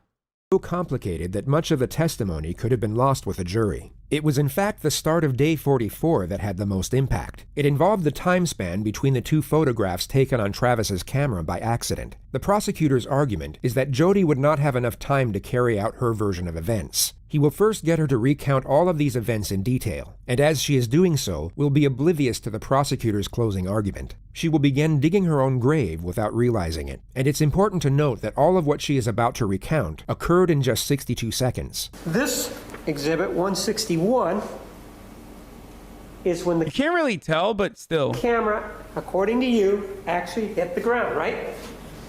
I don't know if it's hitting the ground as that photo was taken or not. So you don't know how this photograph was taken then, right? It could have been when I was trying to catch it. I don't know. At some point, the camera hits the ground, right? Yes. That's what you told the jury, right? It hits the mat, yes, and rolls to the top. Ma'am, yes or no, didn't you tell the jury that the camera hit the ground near the shower?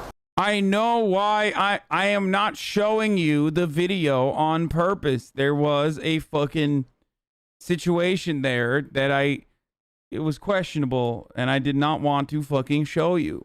Yes or No, I said it landed on I'm the... fucking throwing up camera tours in the chat. If you keep hitting the pause button, it's gonna get stuck that way. This Is that dude has near been the shower? workshopping this joke for the past hour and a half, dude. Finally, I read it out loud. Are you happy? Yes. Is the mat on the floor near the shower? Yes. And the camera hitting the mat, would that be near the shower? Yes. And you then said that Mr. Alexander... Wait, what is this? This clip from the Jodi Arias trial is so fucking crazy. Did he ever ask you to wear an outfit like that? No. Did he ever ask you to... What is that?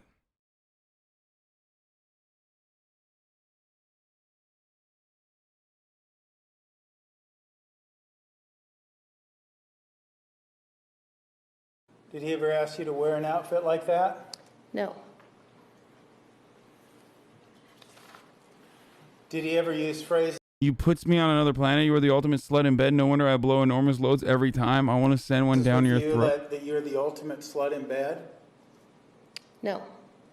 And did he talk to you about blowing enormous loads every time? No.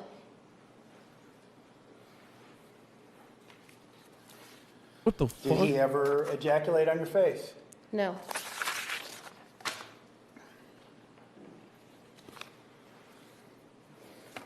Did he ever call you a whore, No. a slut, No.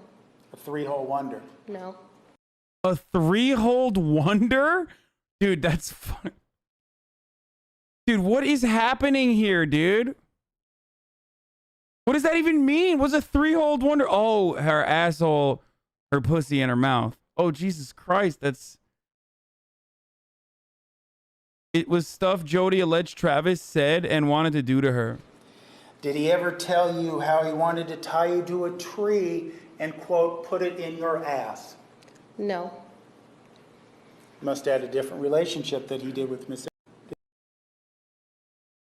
Wait, so that was the defense's defense, was that, like, he was a bit of a sex pest. Not a bit, but, like, actually a sex pest, right? Like, he was kinky as fuck. And that... No, it means bowling ball. Three-holed wonder. Why the fuck is sex talked about in the court? The fuck kind of respect and discipline is that? Guys, they're trying to get her. They're trying to get her out of going to jail for life, dude. What the fuck? It's a trial, dude. You know they show him naked. Like, that's how it works. They also show him murdered.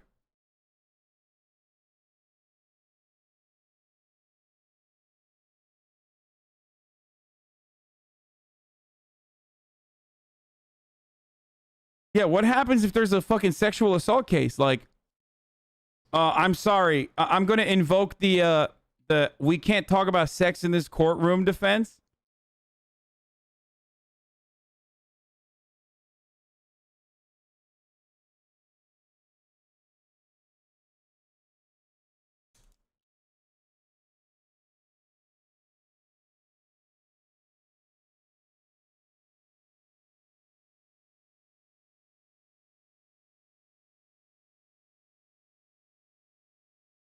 I think they're trying to show he was abusive as well. I kind of think he was, but it doesn't. No, he was not fucking. Dude, her testimony, even her testimony about how he was abusive, revolves around like him asking for sexual acts. I think the thing was like that. She said that he would want to do anal and oral only because he's a Mormon. But also, again, a lot of that testimony is like questionable at best. Possibly because, you know, she's a fucking murderer who lied about everything, including, you know, saying that she was a fucking pedophile and shit, or he was a pedophile and shit. So yeah, I think I'm gonna go ahead and not believe the lady who stabbed this dude 28 times and then slit his fucking throat and then shot him.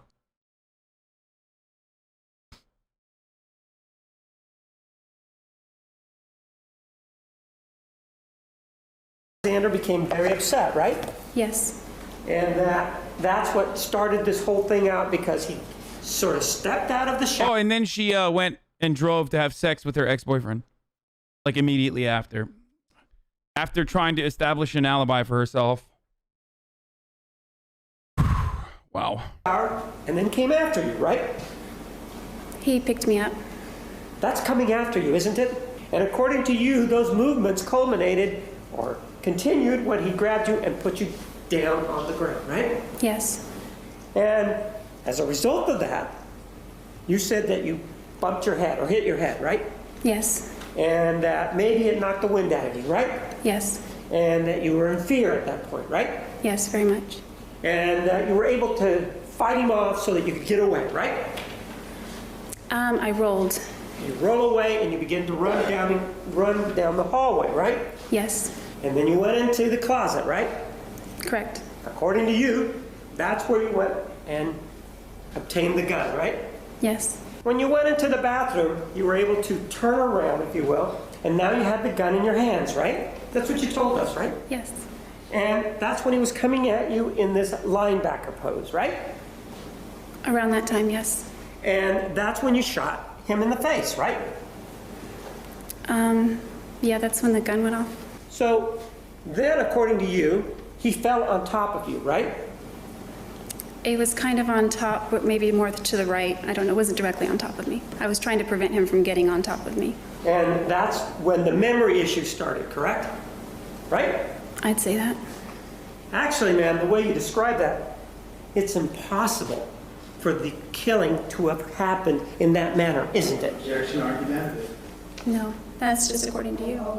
You'll notice that Jodi evades the majority of the questions in this next segment. She starts to realize the argument put forward is making complete sense, and will at all costs avoid saying yes to most of the points laid out for her. It's as though she knows a fundamental part of her storyline is about to be exposed. We know that there's some action that is going on at 5:31. Hold on. It's coming. It's coming. It's coming. It's coming. 14, right? Something's going on, right? Yes. We also know This is that just the regular. Exhibit 162 is 5:32:16, which is a minute and 2 seconds later, correct? Correct. So you've now shot him. You've told us that the fog is rolling in and that you have no memory. You still don't know where the knife is, do you? I don't remember a lot from that period. It could be. Right, but you told us before that period even that you didn't know where the knife was. Do you remember just telling me that? Today, as I sit here, I don't remember where the knife was. On June 4th, I might have remembered where it was. Do you remember in cross-examination that I asked you if you knew where the knife was on June 4th, and you said, no, I don't remember where the knife was. And so as you shot Mr. Alexander, you by necessity then have to go look for the knife, don't you? Damn, bro, he's getting into it, Well, dude. you didn't have the knife in your hand when you shot him. Did you? Sustained. Did you have the knife in your hand when you shot him? Objection, argumentative. It's the same question. Overruled. No, I did not. So that means that if you didn't have the knife in your hand, you needed to go get it from somewhere, right? I guess. I don't know. No. There's no guessing here now. If you didn't have it in your hand and you just shot him and you rolled away, right? Objection, argumentative. Sustained. You do then agree that if you didn't know where the knife was, and Mr. Alexander didn't have... By the way, this is why your fucking lawyers will oftentimes, tell you not to testify, like not to go on the, not to get cross-examined. Not to testify, sorry. Not to get, cross-examined.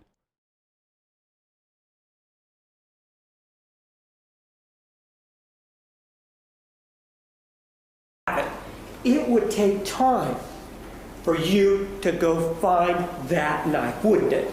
Objection, argumentative. Overruled. I don't know. I don't know where the knife was. Right. Since you didn't know where the knife was, it would take time to go find it, irrespective of where it was, wouldn't it? I guess under that theory? Sure, under that theory. It would take time, right?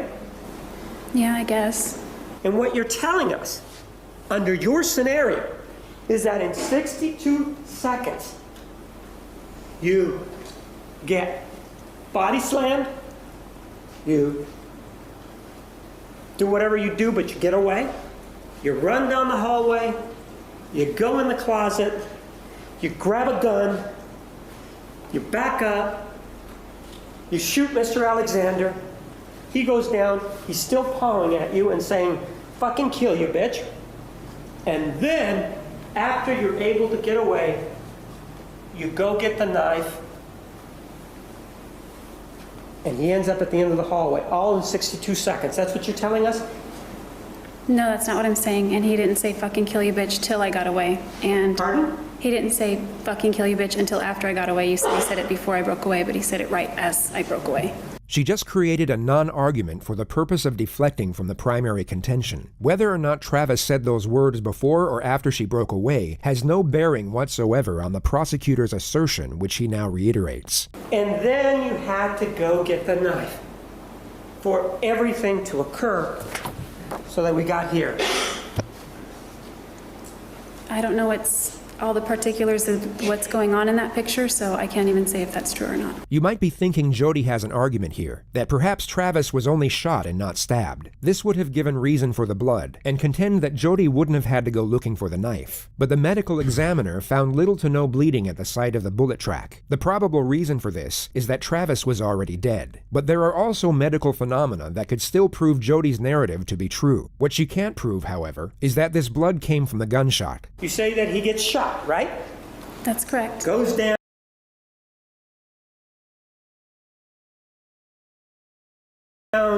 And you describe for us that he's pawing at you, and then you're able to sort of stand up, fucking kill you, bitch, and then the fog rolls in, right? No, then I have no memory. The fog was already there. The fog was already there. And did you or did you not have the knife with you? I did not. And you obtained it at some other point when you can't tell us, right? It would appear that way, yes. You say it would appear that way. Let's be clear, there wasn't anybody else there, right? That's correct. And you did stand up at some point. You remember telling us that, right? I believe I did. And when you stood up, he was still on the ground, right? I don't recall looking back. Pardon? I don't recall looking back. So you were, even though he's still a threat to you, according to you, and he's just threatened your life, you turn your back on the threat? Yeah, I'm trying to get away. This was the time she stated verbatim, the fog was already there. Yet when she feels threatened by a question, she all of a sudden has a vivid recollection. The element of the time span between the two photographs goes on for another 45 minutes. I mean, there's like so many holes in this story, dude. It like doesn't fucking matter. You know what I mean? Like I feel like they're having an argument over they're having an argument over semantics at this point on an issue that is like super fucking clear cut. Yet the full context of the argument had already been asserted by this point, and perhaps strengthened by Jodi's defensive posture throughout the entire exchange. When a battered woman is attacked and they're defending their life, they don't know when to stop. Travis Alexander's body was stabbed 27 times. It may be that Jodi Arias didn't know when to stop. This individual, the defendant, Jodi Ann Arias, killed Travis Alexander. And even after stabbing him over and over again, and even after slashing his throat from ear to ear, and then even after taking a gun and shooting him in the face, she will not let him rest in peace. But now, instead of a gun, instead of a knife, she uses lies. This is an individual who is manipulative. This is an individual who will stop at nothing and will continue to be manipulative and will lie at every turn and at every occasion that she has. Everything in this case points to the fact that it did not happen. There are no medical reports, there are no friends, there is no one that can come in and say anything about that. There are no medical records, there is absolutely nothing. There is a direct strike to his neck, which is an indication of somebody who is thinking, this person's not going to live. He may get away from me in the shower. He may get away from me all the way to the sink. And he may stumble his way down that hallway. But you know, I caught him. Dude, what the fuck? Bro. I mean, this is over, dude. This is over, dude. This is fucking GG, no re, bro. Look at this. Like, it's like fucking. Is this the jury or is this actually the family? Oh, it's not the jury. That's the family. Okay, I was gonna say. And now, rather than stabbing him anywhere else, right here. So it's a very... Oh, it is the family. Yeah, that's her sister. That's his sister. The other thing that she did is that she created a lie that really involves behavior that is a hot button kind of topic. How horrific it is to be accused falsely of being a pedophile. He's not here. He's not here to say, no, that's not true. And so Snake goes to the computer and doesn't find anything there. Oh, no, I changed my mind. It was actually images. First of all, her journal indicates that there wasn't such an event. Second of all, the text messages also indicate the same thing. And what human being, if that is the allegation, if they really are caring, what human being doesn't go to the police and say, or somebody else, this person is a pedophile? What she does, well, it's the new approach. It's the new approach to pedophilia. What does she do? Well, let's jump in the sack. That's what we're going to do. The State of Arizona versus Jodi Ann Arias, verdict, count 1. We, the jury, duly impaneled and sworn, in the above entitled action, upon our oaths, do find the defendant as to count 1, first-degree murder, guilty. 5 jurors find premeditated, 0 find felony murder, 7 find both premeditated and felony. Just a couple of minutes ago, you heard the verdict from the jury. What are your thoughts? I think I just went blank.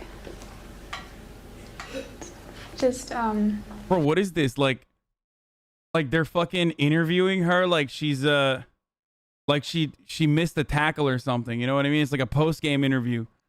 What do you have to say? Many people are saying that the Lakers were better off without you.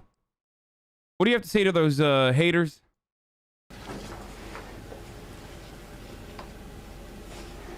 I don't know. I just feel overwhelmed. I think I just need to take it a day at a time. Did you avoid eye contact with Travis's family while you were in there, or did you make eye contact, and what are your thoughts on that? I typically avoided eye contact.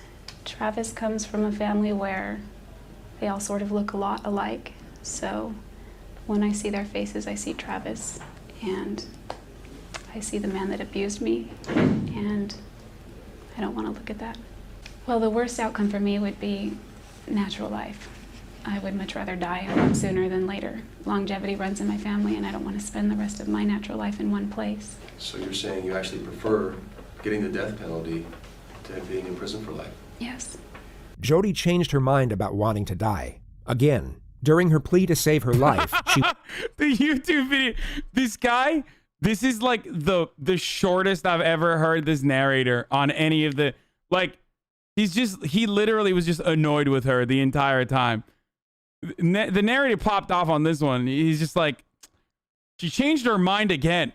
Originally, she wanted to die, but she no longer wanted to die. Okay, dude. Like, yeah, she was lying about her suicidal thoughts. Like, that was He was a lie. sure to mention all the charitable work she decided to take part in after being charged with first-degree murder. A few months before trial, and by that I mean jury selection, my hair was past my waist, and I donated it. Additionally, I've designed a t-shirt. What the fuck? Bro, that's awesome, dude. Yo, what is this defense, dude? She's such a freak. This is the t-shirt, of which 100% of the proceeds go to support nonprofit organizations, which also assist other victims of domestic violence. Bro, are you fucking kidding me? Bro, his lawyer's like, this was dumb. This guy, even he's like, dude, you're going to jail, dude. You fucking... Who wants murder hair, like, for real, bro?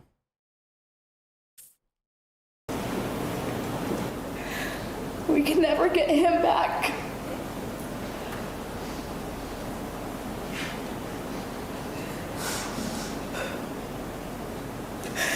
We are so grateful for our wonderful brother, and we feel so lucky and blessed for the time we had with Travis, however short-lived.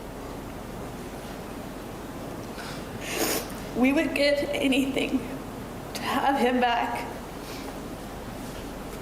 Anything. Thank you.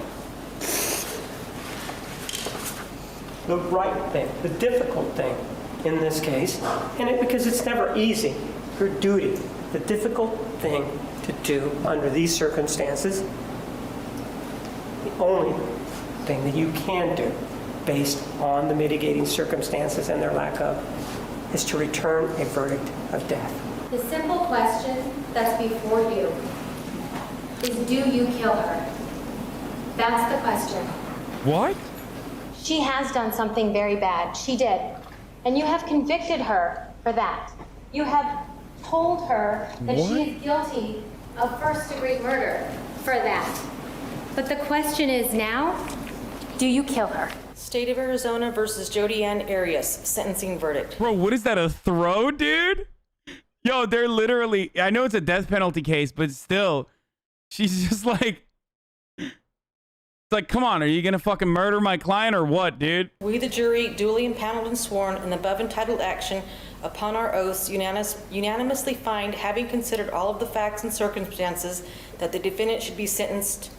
No unanimous agreement. Signed, foreperson. Is this your true verdict, so say you want to know? Yes. It is ordered. The defendant shall be incarcerated in the Department of Corrections for the rest of her natural life with no possibility of parole. Jodi Arias is currently housed at the Arizona State Prison Complex. She maintains her innocence to this day.